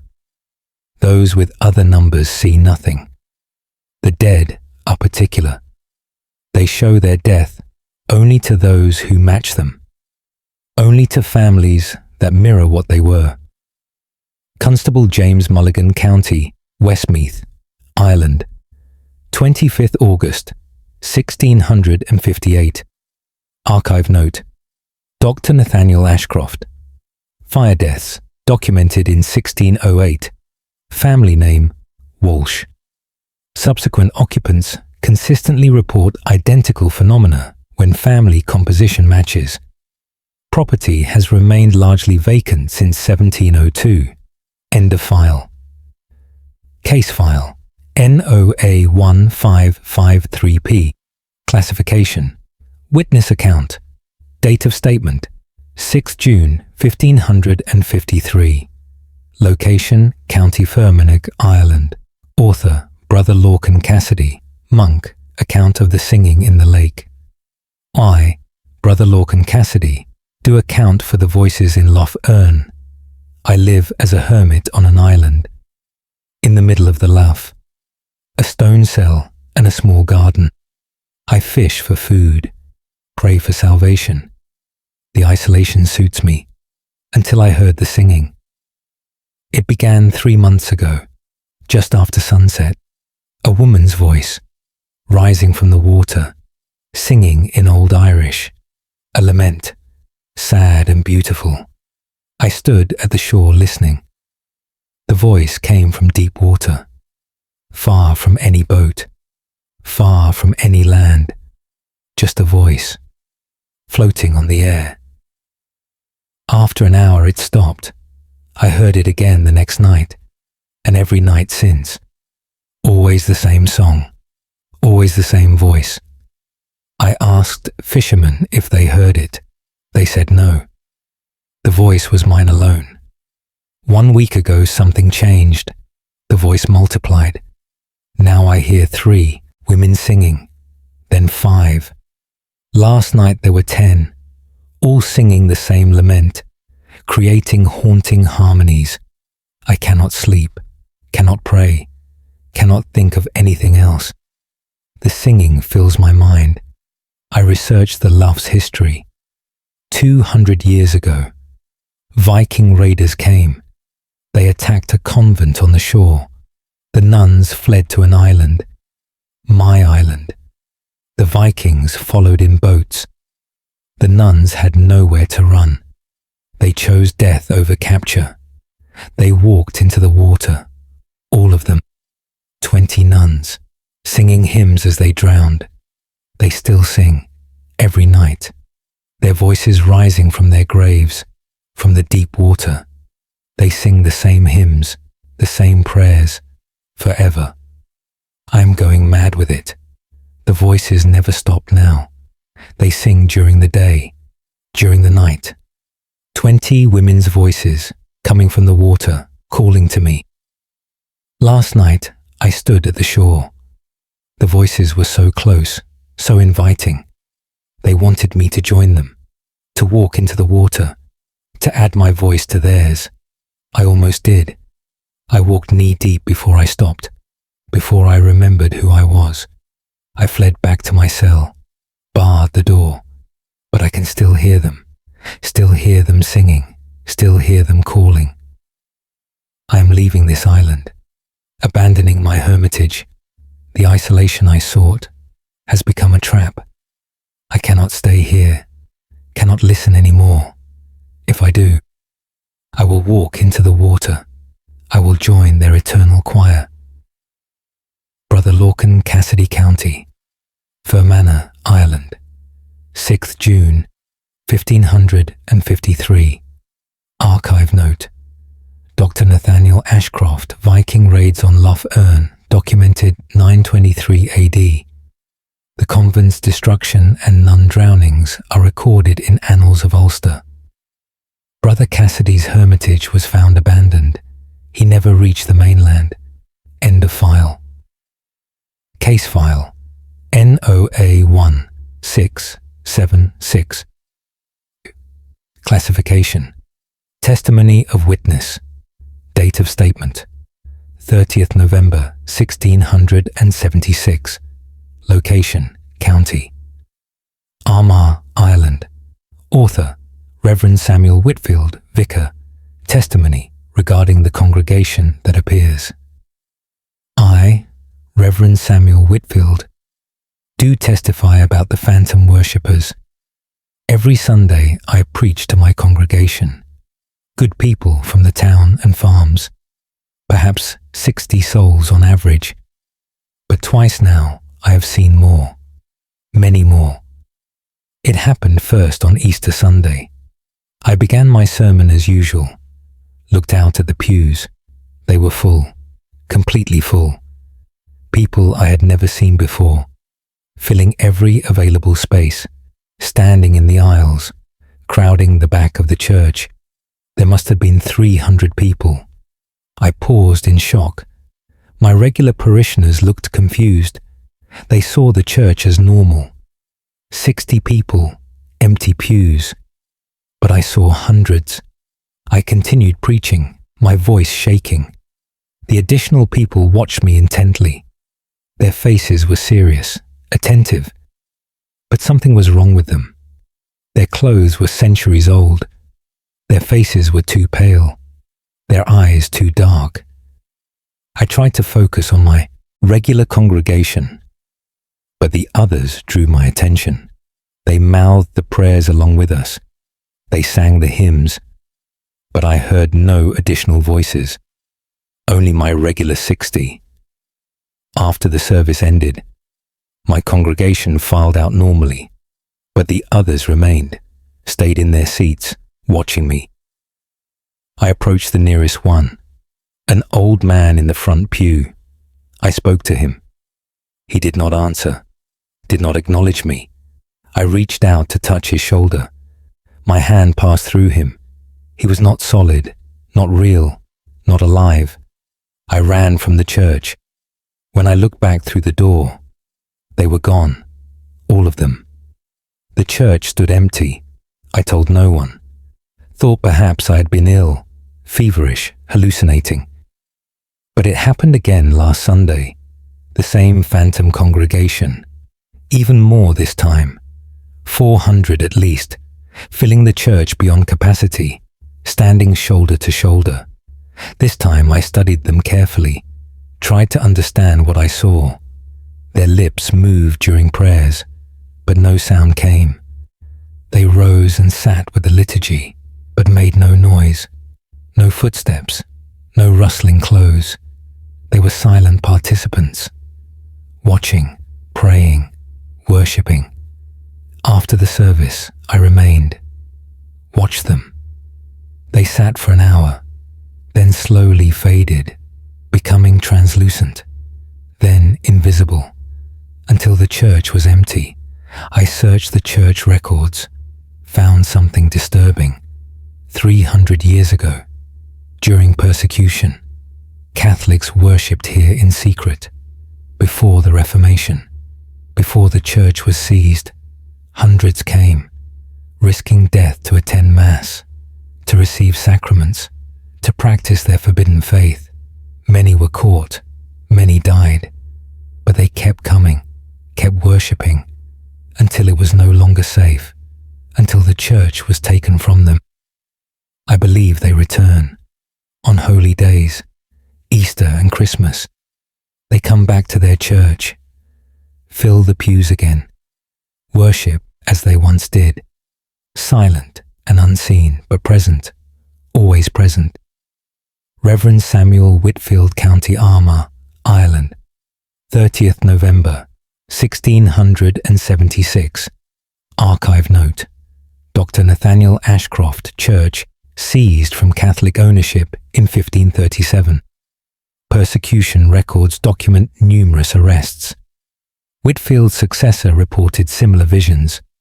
The phenomenon continues on major feast days according to later accounts. End of file. Case file NOA 1559V. Classification: Testimony of witness. Date of statement: 24th September 1559. Location: County Tyrone, Ireland. Author: Father Seamus McLaughlin, parish priest. Testimony regarding the mirror at Dungannon Moors. Father Seamus McLaughlin: Do testify about the looking glass. Lord O'Neill purchased a mirror from a merchant, a large ornate piece, framed in dark wood, carved with strange symbols. He hung it in his great hall. Within days his household grew uneasy. Servants avoided the hall, made excuses not to pass the mirror. Lady O'Neill complained of nightmares. She saw things in the reflection, things that were not there. Lord O'Neill dismissed her concerns, said it was a woman's fancy, but then his daughter saw it too. The girl was 10 years old. She looked into the mirror, screamed, ran from the hall sobbing. She said a face looked back at her, not her own face, a man's face, old and angry, staring out from the glass. Lord O'Neill examined the mirror himself, saw nothing unusual, only his own reflection. But that night he summoned me. Something had happened. His son had looked into the mirror. The boy stood transfixed, staring at his reflection, would not move, would not respond. They pulled him away forcibly. The boy has not spoken since. He stares at walls, his eyes vacant. I went to examine the mirror. It appeared ordinary. Fine craftsmanship, good silver backing. I looked into it, saw my own face. Then something moved behind my reflection, a shadow, passing behind me. I turned quickly. Nothing there.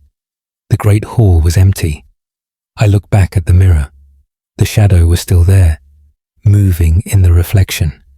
A figure in dark robes, walking behind where I stood. I watched it cross the reflected room, stop at the reflected doorway, turn to face me. I could not see features, only darkness beneath the hood.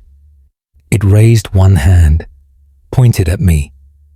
I stepped back from the mirror. The figure remained, still pointing. I covered the mirror with cloth. Immediately, the room felt warmer, lighter. The oppressive feeling lifted. I researched the mirror's origin. The merchant bought it from an estate sale. The previous owner was an alchemist. He died in his laboratory, found dead before this very mirror, his face frozen in terror. Witnesses said his reflection remained in the mirror, even after his body was removed. For 3 days his reflection stood there, staring out. Then it faded.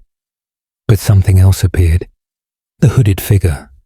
The alchemist's final experiment. Whatever he summoned, whatever he brought through, it remains in the mirror, trapped in the glass, staring out at our world, trying to reach through. I advised Lord O'Neill to destroy it. He refused, said it was valuable. He locked it in a storage room instead. But servants report sounds from that room, whispering, tapping on glass, from the inside, as if something knocks, trying to break through, trying to escape its silver prison. Father Seamus MacLachlan in County Tyrone, Ireland, 24th September 1559. Archive note: Dr. Nathaniel Ashcroft. The alchemist was Marcus Blackwood, died 1558. His laboratory notes mention threshold experiments. The mirror's current location is unknown. O'Neill's son never recovered speech. End of file. Case file NOA 169-2H. Classification: medical report. Date of statement: 3rd February 1692. Location: County Kildare, Ireland. Author: Dr. Abraham Walsh, Physician Medical Report. Concerning the sleepers at Kildare Wye, Dr. Abraham Walsh do report an epidemic of sleep. 12 people fell into deep sleep, all within the same week, all from the same parish, no connection between them otherwise, different ages, occupations, families, but all fell asleep and would not wake. I was called to examine them, found them in their homes, each lying in bed, eyes closed, breathing shallow, pulse slow but steady. They appeared peaceful, as if in natural sleep, but they would not wake, not to loud noise, not to physical stimulation, not to any method I attempted. I tested for poison, for disease, for any natural cause, found nothing. Their bodies were healthy, but their minds were elsewhere. One woman's husband told me something strange. He said she smiled in her sleep, laughed sometimes, spoke words he could not understand, as if having pleasant dreams. I observed this myself. The sleepers were not unconscious. They were dreaming, all of them. Their eyes moved beneath closed lids. Their faces showed emotion, smiles, frowns, surprise, but they remained asleep. I asked family members if they noticed anything unusual. All 12 sleepers had done the same thing. The day before falling asleep, they visited the old fairy fort, an ancient earthwork north of town, a ring of raised earth and stones. Local people avoid it, consider it unlucky, but these 12 went there, some out of curiosity, some on dares, some by accident while walking. All 12 entered the ring. All 12 fell asleep the next day. I went to examine the site. The ring was perhaps 50 feet across, grass-covered mound with stones. Nothing remarkable, but the air inside felt different, heavy somehow. I walked the perimeter, found something carved on a stone, old Irish script, worn nearly smooth by time. I copied it down, showed it to a scholar. He translated it, a warning. Those who enter the dream circle walk in the land of the Sidhe, they may not return. The Sidhe are the fairy folk, ancient spirits of Ireland. The scholar said the earthwork was sacred to them, a doorway to their realm. Those who entered uninvited were taken into their world. Their bodies remained here, but their spirits wandered elsewhere, in the land of eternal feast and music, where time does not pass, where pleasure never ends. The sleepers did not want to wake. Why would they? They were in paradise. The families grew desperate. I had no treatment, no way to bring them back.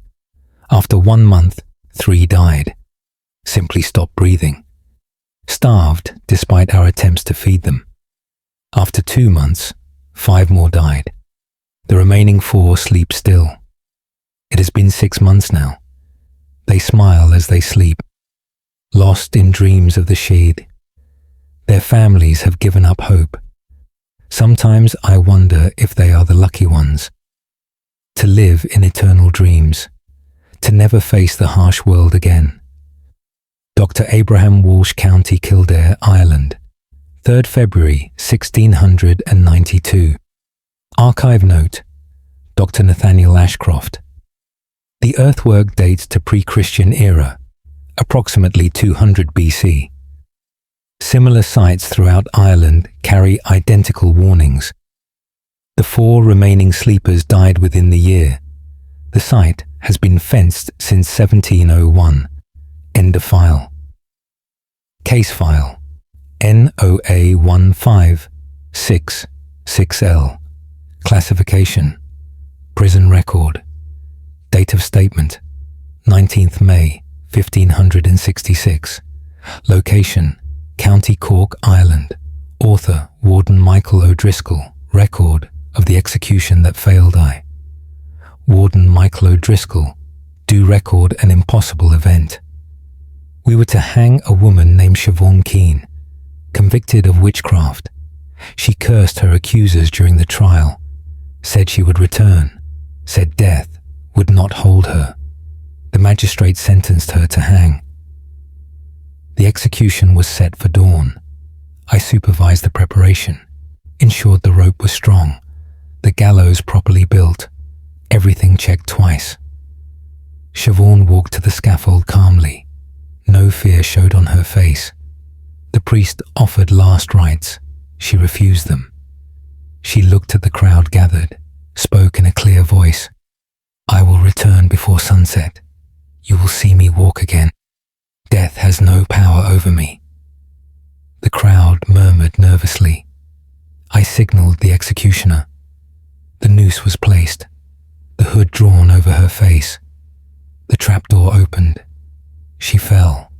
The rope snapped tight. I heard her neck break.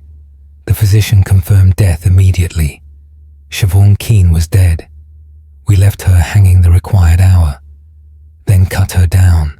The body was placed in a coffin, nailed shut, taken to the churchyard. The priest refused burial on consecrated ground. She was buried outside the walls, 6 feet deep. I watched them fill the grave, watched them pile stones on top to keep her down. I returned to the prison satisfied. The execution was complete. That evening as the sun set, a guard came running, said someone was at the prison gate, demanding entry. I went to see. A woman stood there, covered in dirt, her dress torn, her hands bleeding. It was Siobhan Keane. I recognized her face, her voice, the same woman we had hanged, the same woman we had buried. She looked at me with hatred. I told you I would return. Death refused me. The earth spat me out. You cannot kill me. I called the guards. They seized her. We locked her in a cell, sent for the physician. He examined her, found the rope burns on her neck, found dirt under her fingernails. She had clawed her way out, climbed from 6 feet down, pushed aside the stones, emerged from her grave. We sent men to the churchyard. The grave was open. Dirt scattered everywhere. The coffin lid torn off from the inside. The rope marks on the wood. Fingernail scratches. She had woken underground. Woken in darkness. Buried alive or returned to life. We did not know which. The magistrate was summoned. He ordered her burned. Said hanging was not sufficient. She must be destroyed completely. The pyre was built that night. Siobhan was bound to the stake. She did not struggle, only smiled. Fire will not hold me either. They lit the pyre. The flames rose high. I watched until there was nothing left. Only ashes. I collected them myself, scattered them in running water. That was 3 months ago. She has not returned. But sometimes at night, I hear knocking at the prison gate. I do not answer. I fear what I might see. Warden Michael O'Driscoll, County Cork, Ireland. 19th May 1566. Archive note. Dr. Nathaniel Ashcroft. Records confirm both execution and exhumation. The physician's testimony corroborates unusual circumstances. No further sightings documented, though local legends persist about a woman who defied death. End of file. Case file. NOA 1641D. Classification. Witness statement. Date of statement: 12th July, 1641. Location: County Sligo, Ireland. Author: Brother Finn. O'Malley, monk. Statement regarding the bells that ring themselves. I, Brother Finn O'Malley, do state what happens in our bell tower. Our monastery has 3 bells, cast 500 years ago, each with a distinct tone. We ring them to mark the hours, to call brothers to prayer. But for the past year, the bells ring without us, at hours not prescribed, at 3 in the morning, at random afternoon times, all 3 bells at once, creating discordant sounds, no pattern we can discern, no rhythm we recognize. Brother Aidan checks the ropes daily. They hang still. No wind moves them. No animal could pull them. Yet the bells ring. We hear them clearly. The entire monastery hears them. The entire village hears them. Complaints have been made. People cannot sleep, cannot work. The constant irregular ringing disturbs everyone. Last week I climbed the tower, determined to discover the cause. Brother Kieran accompanied me. We reached the bell chamber. The 3 bells hung silent. We inspected them thoroughly, found nothing unusual. As we stood there, the bells began to ring, all at once, violent swinging. We both jumped back. No hands touched them, no ropes pulled them. They rang of their own will. The sound was deafening. We covered our ears, watched in horror. The bells swung wildly, faster than any human could ring them, creating sounds they were never meant to make, clashing tones, painful to hear. After 10 minutes they stopped, fell silent as suddenly as they began. Brother Kieran wept, said we had witnessed something unholy, something wrong. I searched the monastery's history. 500 years ago, when the bells were cast, the bell maker fell from this tower, fell while installing them. He died on the ground below. His last sound was the bells ringing. Someone pulled the rope as he fell. The bells rang above his broken body. The brothers say he never stopped working. His task was unfinished. He had not heard the bells ring properly, had not tested them, had not approved them. So he returns, rings them at all hours, testing them still, trying to find the perfect sound, the sound he never heard in life.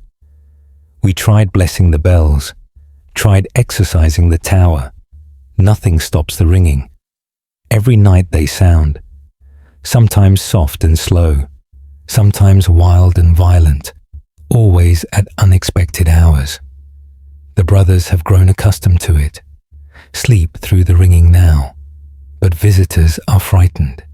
They hear the bells, hear the impossible sounds, know that no living hand makes them. The bell maker works still, 500 years past his death, still testing, still ringing, still trying to complete his work that will never be finished.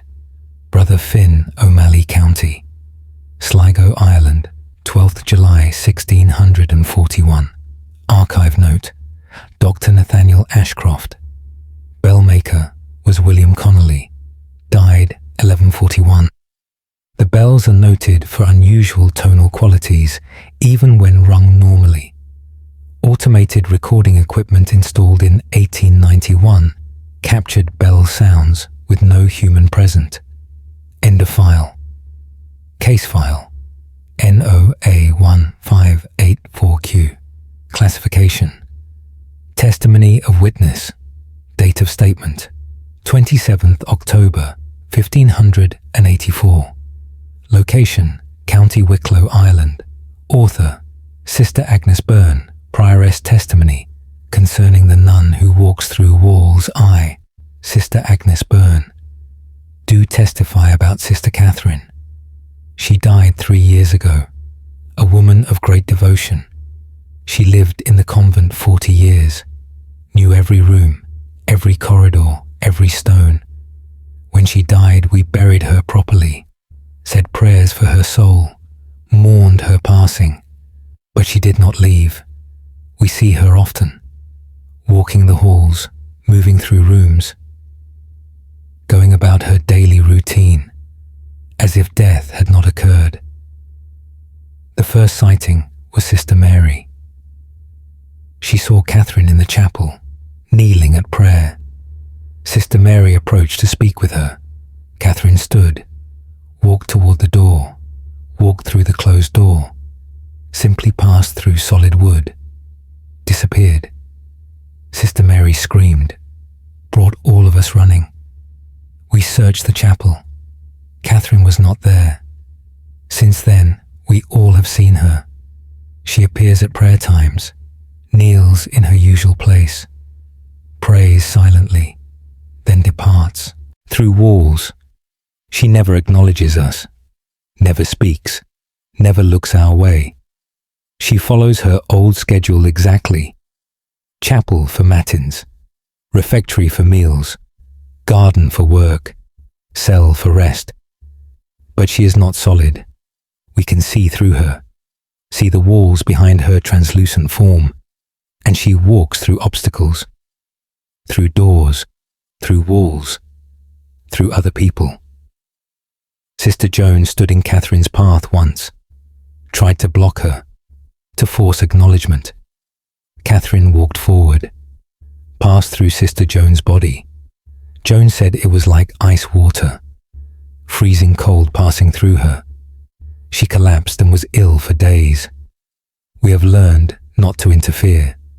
We let Catherine complete her rounds, let her follow her routine. She has been doing this for 3 years, every day, the same schedule, prayer, meals, work, rest, forever repeating the life she loved, the life she lived for 40 years. Death has not released her. Perhaps she does not know she died. Perhaps she is so accustomed to this life, she cannot imagine another. The bishop visited last month. He witnessed Catherine himself, saw her walk through the refectory wall.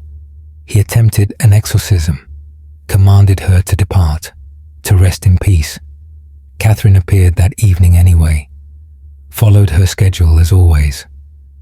The exorcism had no effect. Whatever binds her here is stronger than holy commands, stronger than prayers. She is bound by habit, by 40 years of routine, by a life so regimented, so devoted, that even death cannot break it. We live alongside her now, the ghost of Sister Catherine, still devoted, still faithful, still following the rule, forever and ever, without end. Sister Agnes Byrne County, Wicklow, Ireland, 27th October 1584. Archive note. Dr. Nathaniel Ashcroft. Catherine Walsh's burial is documented. Multiple witnesses over 3 years provided consistent descriptions. Similar cases appear in extremely regimented religious communities. The phenomenon reportedly ended in 1627, when the convent was dissolved. End of file. Case file. NOA1657M. Classification. Constable's report. Date of statement. 4th March 1657.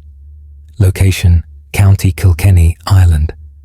Author, Constable William Butler. Report concerning the laughter in the forest. I, Constable William Butler, do report the disturbance at Oldwood. Travellers on the North Road reported strange sounds. Laughter coming from the forest. At night, many people heard it. High-pitched laughter, like a woman or child. It frightened them, made them hurry past. Some refused to travel that road after dark. I investigated with Constable Davis. We waited near the forest at dusk. As darkness fell, we heard it. Laughter, clear and bright, coming from deep within the trees. It sounded joyful, like someone delighted, having tremendous fun. We entered the forest, followed the sound. It moved as we moved, always ahead of us, always out of sight. We pursued it for an hour. The laughter continued, leading us deeper. We reached a clearing. The laughter surrounded us, coming from all directions, but no one was there. We stood back to back, searched the darkness. The laughter grew louder, multiple voices now, men, women, children, all laughing together. The sound was wrong, too loud, too intense, not natural laughter, mocking laughter. Davis drew his pistol, demanded they show themselves. The laughter stopped abruptly. Silence fell. We waited. Nothing. We began walking back. The laughter started again. Behind us now, following us, getting closer. We walked faster. The laughter matched our pace. We ran. The laughter ran with us, right behind us. I felt breath on my neck. Cold breath. We burst from the forest onto the road. The laughter stopped at the tree line, as if an invisible wall prevented it from leaving. We stood gasping, looking back at the dark trees, heard the laughter recede, fade back into the forest depths. I researched the forest's history 200 years ago. A traveling troupe of performers, actors and musicians. They camped in that clearing. A fire started in the night, trapped them all. 20 people died, burned while they slept. The villagers say they still perform, still play in their forest camp, laughing and singing, entertaining an audience that does not exist. They invite travelers to join them, to follow the laughter, to enter their clearing. Those who do are sometimes found days later, wandering the forest, confused and unable to speak. Some are never found. The laughter takes them, draws them into the endless performance. I have posted warnings. The road is to be avoided after dark. The forest is forbidden. But still I hear reports. Still people hear the laughter. Still some follow it, drawn by the sound of joy, never realizing it comes from the dead, never knowing they walk toward fire. Constable William Butler, County Kilkenny, Ireland, 4th March, 1657. Archive note: Dr. Nathaniel Ashcroft. Fire deaths documented in 1457. 3 disappearances in the forest between 1657 to 1659 match Butler's warning. The clearing remains a point of unusual activity. Local population continues to avoid it. End of file. Case file NOA 1578F. Classification. Journal entry. Date of statement 18th August 1578. Location: County Donegal, Ireland. Author: Father Patrick Gallagher, parish priest. Journal entry regarding the confessions heard by no one. I, Father Patrick Gallagher, do record a troubling occurrence. My confessional has been used for 200 years. Countless sins heard within its walls. Countless absolutions given. But recently, something has changed. I hear confessions from people who are not there. It began 1 month ago. I sat in the confessional awaiting penitence. Someone entered the other side. I heard the door close, heard someone kneel. I waited for them to speak. A woman's voice began, old and trembling. She confessed her sins, spoke of lies told, of cruelty to servants, of pride and vanity. I listened carefully. When she finished, I began the absolution. I heard her leave. The door opened and closed. I emerged to see who she was, to offer additional counsel. The church was empty. No woman, no one at all.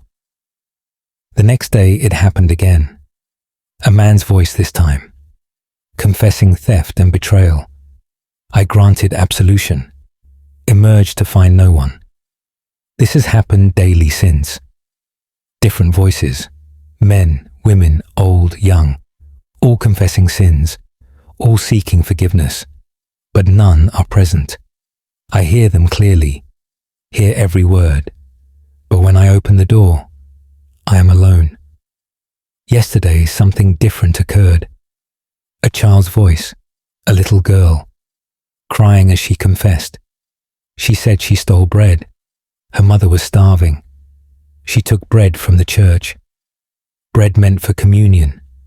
She felt terrible guilt, begged for forgiveness. I told her God understood, that feeding the hungry was no sin. I heard her sob with relief, heard her leave. I opened the door quickly. No child, but on the kneeler, I found something, a small piece of cloth, ancient and rotted, with breadcrumbs on it, very old crumbs, turned to dust when I touched them. I showed this to the sexton. He knew immediately. 200 years ago, during famine, a girl was caught stealing communion bread. The priest of that time was harsh. He refused her confession, refused her absolution, sent her away unforgiven. She died of hunger days later, still carrying her sin, still seeking forgiveness. I believe she has been returning for 200 years, coming to confess, but finding no priest who would hear her. Until now, until I answered. Now they all come, all the unforgiven, all who died with unabsolved sins, all who still seek peace. They line up in my church, invisible penitents, waiting their turn, confessing to empty air, receiving the forgiveness they were denied in life. I sit in the confessional for hours now, hearing voices, granting absolution to the dead. Father Patrick Gallagher, County Donegal, Ireland, 18th August, 1578. Archive note, Dr. Nathaniel Ashcroft. Parish records confirm harsh priest in 1378, dismissed for excessive severity. The cloth fragment was tested and dated to 14th century. Gallagher's successors reported similar experiences until the confessional was removed in 1702. End of file. Case file NOA 1689B. Classification. Medical account. Date of statement 21st November 1689. Location County Clare, Ireland. Author Dr. Richard Lynch, physician. Account of the plague that left no bodies. Dr. Richard Lynch, do account for the impossible illness. A village near Ennis reported plague. 12 people fell ill within days. I travelled there expecting the worst, prepared for mass casualties. What I found made no medical sense.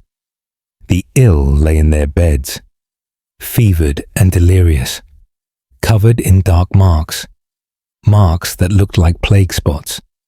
But something was wrong.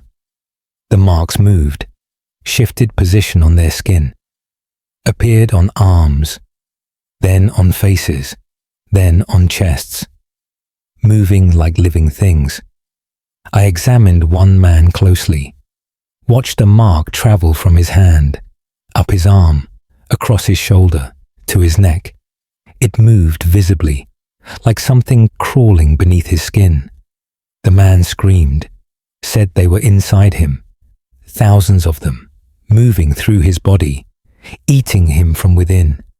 But I saw no wounds, no breaks in the skin, only the dark marks moving. All 12 patients reported the same sensation, things crawling inside them, things they could feel but not see, things that consumed them slowly.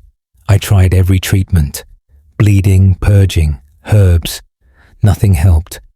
The marks continued spreading, continued moving. After 3 days, the first patient died. We prepared the body for burial, but when we moved him, the body was empty, completely hollow, like a shell. No weight at all. When we opened his shirt, we saw why. His chest was collapsed, his stomach flat, as if everything inside had been removed. We examined him more closely, found a small tear in the skin over his heart, the only break in the flesh. Through it we could see inside. The body was empty, organs, bones, blood, all gone. Only skin remained, a hollow human shape. All 12 died within a week.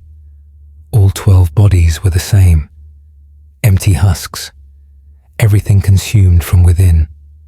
We burned the bodies, burned the houses, burned everything they touched. The marks did not spread further. No one else fell ill. But the question remains, what were those marks? What moved beneath their skin? What consumed 12 people, leaving only empty shells? I examined the village's history. 300 years ago, a woman was executed there, accused of witchcraft, of summoning demons, of setting curses. Before she died, she cursed the village, said invisible things would come, would devour them from within, would leave nothing but empty husks. Her curse lay dormant for centuries. Then it woke, killed 12 people, then went dormant again. The village still stands, but the people live in fear, wondering when the marks will return, when the crawling will begin again, when they will be consumed, leaving nothing behind. Dr. Richard Lynch County, Clare, Ireland, 21st November, 1689. Archive note. Dr. Nathaniel Ashcroft. Execution records confirm Margaret Doherty, burned 1389. Medical impossibility of empty bodies is documented by multiple witnesses. The village was gradually abandoned. Last resident departed in 1723. End of file. Case file NOA 1598. W classification. Witness account date of. Statement. 15th April, 1598. Location. County Waterford, Ireland. Author, Brother Dermot Walsh, monk. Account of the book that writes itself. I, Brother Dermot Walsh, do account for the manuscript. I work in the monastery scriptorium. My task is copying sacred texts, preserving knowledge. 3 months ago, I found a blank book. Beautiful vellum pages, leather binding, gold clasp. Someone left it on my desk. No note explaining its presence. I assumed it was for a new project. I opened it to examine the pages. They were completely blank, perfect for illumination. I set it aside to use later. The next morning, I opened it again. The first page was no longer blank. Text covered it, written in perfect Latin. Beautiful script. Better than my own hand. Better than any scribe's hand. I assumed a brother had begun work on it, but I could not identify the handwriting. It matched no one's in the monastery. I showed it to the abbot. He denied assigning the work, denied any knowledge of the text. He ordered me to continue watching it. The next morning, another page was filled. The text continued from where it stopped. No break, no error, as if written in one session. But I had locked the scriptorium. I had the only key. No one could have entered. I stayed awake that night, watching the book. At midnight, the quill on my desk moved, by itself, dipped into ink, began writing on the next blank page. I watched in horror. No hand held it. It moved alone, writing quickly, filling the page with perfect script. I tried to grab it. It continued writing, moving away from my hand. When the page was full, it set itself down, placed itself precisely back in its holder. I examined the text. It was a chronicle, a history of the monastery, recording events from 500 years ago, events before my time, before anyone's time, details no living person knew, names of long-dead brothers, dates of forgotten incidents, descriptions of life centuries past. The abbot compared it to old records. Everything was accurate, perfectly accurate. How could the book know these things? The writing continued nightly. Each morning more pages filled. The chronicle moved forward through time, recording everything. Births and deaths, prayers and sins, joys and sorrows, all written by an invisible hand. Last week, the chronicle reached present day. It recorded events from yesterday, events only we knew, private conversations, secret thoughts, things said in confession. The abbot was horrified. He ordered the book sealed, locked away. But that night, we heard sounds from the locked chest, scratching, the sound of quill on vellum. We opened it. The book had filled 3 more pages, writing about us, about our fear, about our attempt to lock it away, recording our every action. The abbot ordered it burned. We built a fire in the courtyard, threw the book into the flames. It would not catch fire. The pages would not burn. The leather would not char. We threw it in a river. It washed ashore the next day, returned to the monastery. We buried it in consecrated ground. It appeared on my desk 2 days later. We have given up trying to destroy it. The book wants to record, wants to preserve, wants to tell our story. We let it write. Every night it fills more pages, recording everything we do, everything we say, everything we think, making a chronicle that will never end. Brother Dermot Walsh, County Waterford, Ireland, 15th April, 1598. Archive note, Dr. Nathaniel Ashcroft. The manuscript's location is unknown after monastery dissolution. Similar self-writing texts appear in folklore, but rarely with corroborating witnesses. If authentic, this represents unprecedented autonomous documentation. End of file. Case file. NOA 1621S. Classification. Testimony of witness. Date of statement. 9th June 1621. Location. County Galway, Ireland. Author. Father Colin Brennan, parish priest. Testimony regarding the children who do not age. I, Father Colin Brennan, do testify about the immortal children. I have served this parish for 30 years.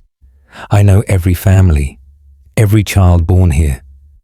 But some children never change, never grow older. I first noticed it 15 years ago. A boy named Liam. He was 5 years old then. He is 5 years old now. Same height, same face, same voice, exactly the same. His mother does not see it. When I mention his appearance, she looks confused, says of course he is growing, says he is nearly grown now, but I see a 5-year-old child. There are others. 3 more children, all frozen at young ages, all unchanged for over a decade. Their families see them age normally, see them grow and mature, but I see the truth. They remain children, eternal children. I tested this carefully, made notes of their heights, their features, checked my notes years later. No change, exactly the same. I asked other villagers about them. Some see the children as I do, unchanging. Others see them as their families do, growing normally. The village is divided. Half see the truth, half see the illusion. Last week, I confronted Liam's mother, showed her my drawings from 10 years ago. The boy was identical. She laughed, said I had drawn him recently, said I was confused. She brought out Liam, asked me what I saw. I saw a 5-year-old boy. She saw a young man of 15. She spoke to him. He answered in a child's voice, but she heard a young man's voice. She touched his shoulder, at the height of a 15-year-old, but I saw her hand floating in empty air, a foot above the child's actual shoulder. We occupied different realities, saw different versions of the same children. I researched the parish history, found something disturbing. 100 years ago, 4 children died, drowned or Tinotel, the river, all during the same summer, all aged 5 to 8 years. Their names match these children: Liam, Maeve, Seamus, Bridget. The same 4 children I see unchanged. They were buried in the churchyard, but they returned as children, returned to their families. The families accepted them, raised them again, see them grow again. But it is illusion. The children are ghosts, forever young, forever the age they died. Only some can see the truth, see them as they really are. Small children, playing in the village, living with families who love them, families who cannot see, cannot know, that their children died a century ago and never truly came home. Father Colm Brennan, County Galway, Ireland, 9th June 1621. Archive note, Dr. Nathaniel Ashcroft. River drownings documented in 1521, 4 children confirmed. Parish records show families with these names, but genealogical connection unclear. Phenomenon suggests selective perception based on observers' sensitivity to supernatural presence. End of file. Case file NOA1569T. Classification. Prison Officers Report. Date of statement 28th December 1569. Location County Limerick, Ireland. Author Henry Fitzgerald. Prison Officer. Report concerning the prisoner who became shadow. I, Henry Fitzgerald, do report an impossible transformation. We held a man named Rory Quinn, convicted of highway robbery, sentenced to 20 years. He was a large man, strong and violent, caused trouble regularly. After 5 years, he began to change, not in temperament, in substance. His flesh grew pale, almost grey. His features became less distinct, like a fading painting. Other prisoners noticed, kept their distance from him, said he was not right, said he was becoming something else. I dismissed their fears. Prisoners are superstitious, but I watched Quinn carefully. The changes continued. After 6 years, his edges blurred where his body ended, and air began. The boundary was unclear, uncertain. He moved differently too, glided rather than walked, made no sound, left no footprints in dust. After 7 years, he was nearly transparent. I could see the wall behind him, see through his body to the other side. His voice had changed, become a whisper, like wind through cracks. The other prisoners refused to share a cell with him. We gave him a cell alone, watched through the door slot. He sat motionless for hours. Sometimes we could not see him at all. He had faded completely, only to reappear later, more faded than before. After 8 years, Quinn was barely there, a shadow, a darkness in the shape of a man, but no solid form. I reported this to the governor. He came to see for himself, stood outside Quinn's cell. Quinn emerged from the corner, a moving shadow, walking across the cell. The governor stumbled backward, demanded we release Quinn, said we could not hold a shadow. We opened the cell door. Quinn drifted out, moved past us, made no sound, cast no shadow of his own, because he had become shadow. He passed through the prison, through locked doors, through solid walls. Guards saw him drift by, saw the darkness move. He reached the outer wall.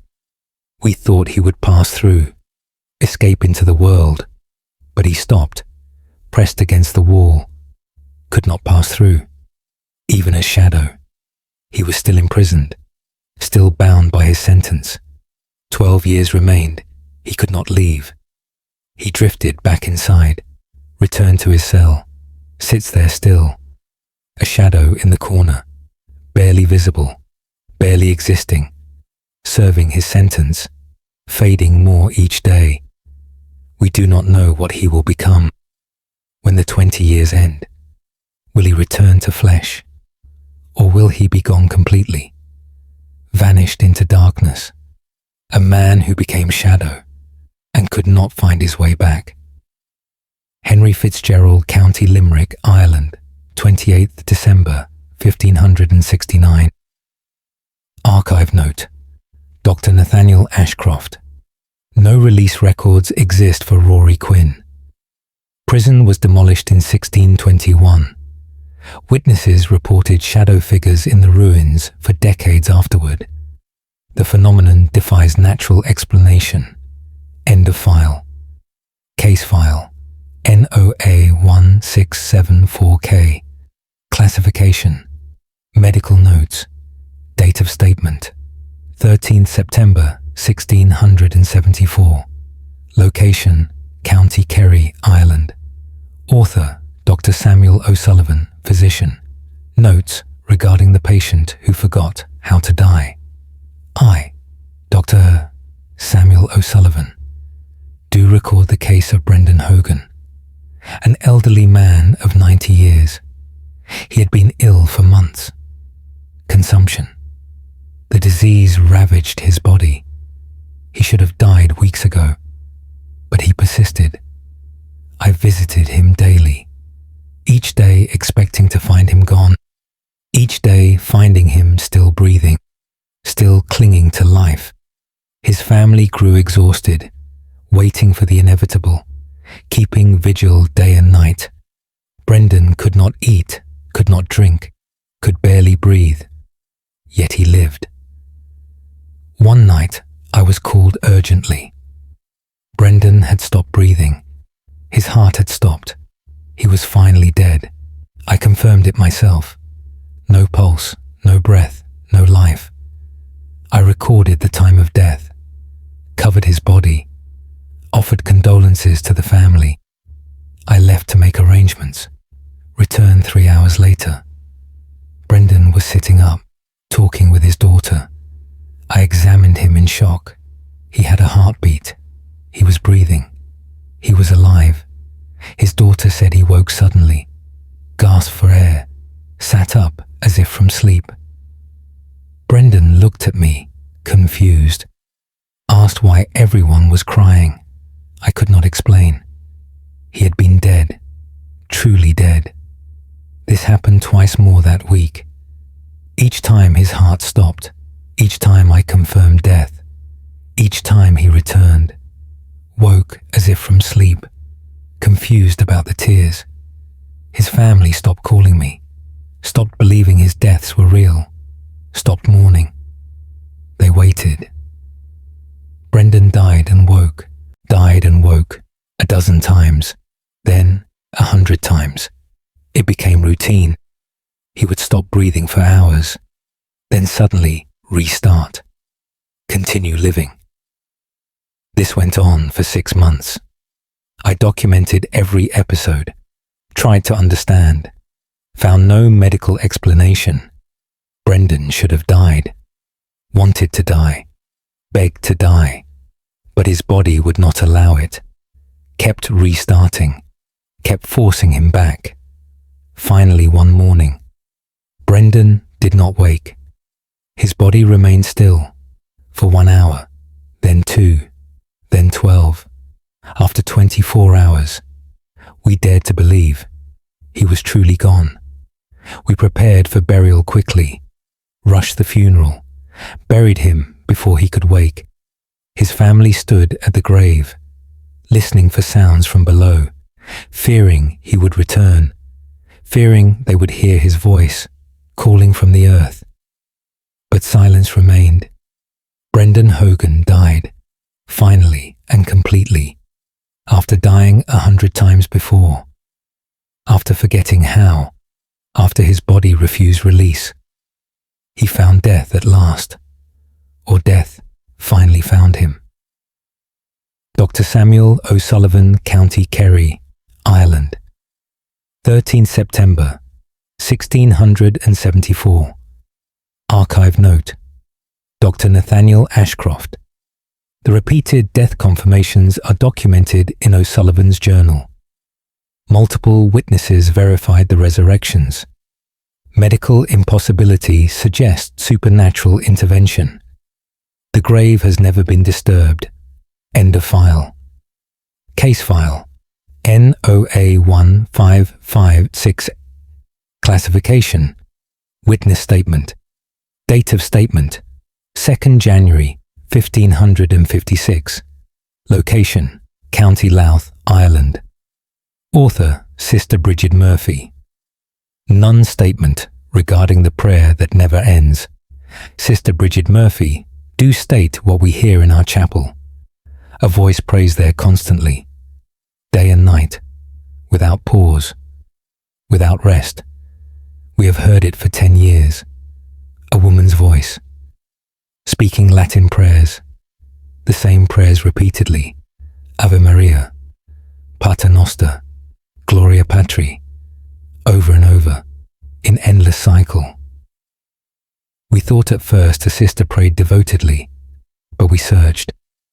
The chapel was empty, yet the voice continued, clear and constant. We all hear it. 20 sisters, all witness to the same voice, the same prayers. Some find it comforting, a constant reminder of devotion. Others find it disturbing. Prayers should have pauses, moments of silence, moments of rest. But this voice never stops, never takes breath, never hesitates, just continues, forever praying. I tried to pray alongside it once, match my voice to its rhythm. After an hour, my voice was hoarse. After 2 hours, I could barely speak. But the chapel voice continued, strong and clear, no strain, no weakness, just eternal prayer. The abbot investigated, came with 3 priests. They heard the voice clearly, tried to determine its source, walked every inch of the chapel. The voice came from everywhere and nowhere, from the very air itself. They attempted an exorcism, read the rites over the chapel, commanded any spirit to depart. The prayers continued throughout, continued during the exorcism, continued after the priest left. Nothing silenced them. I researched our convent's history. 300 years ago, a nun took a vow, Sister Aoife. She vowed to pray without ceasing, to dedicate every moment to God. She prayed day and night, barely sleeping, barely eating, only praying. She died after 3 years, died on her knees in the chapel, died mid-prayer, the Ave Maria unfinished on her lips. Her sisters found her at dawn, still kneeling, still facing the altar.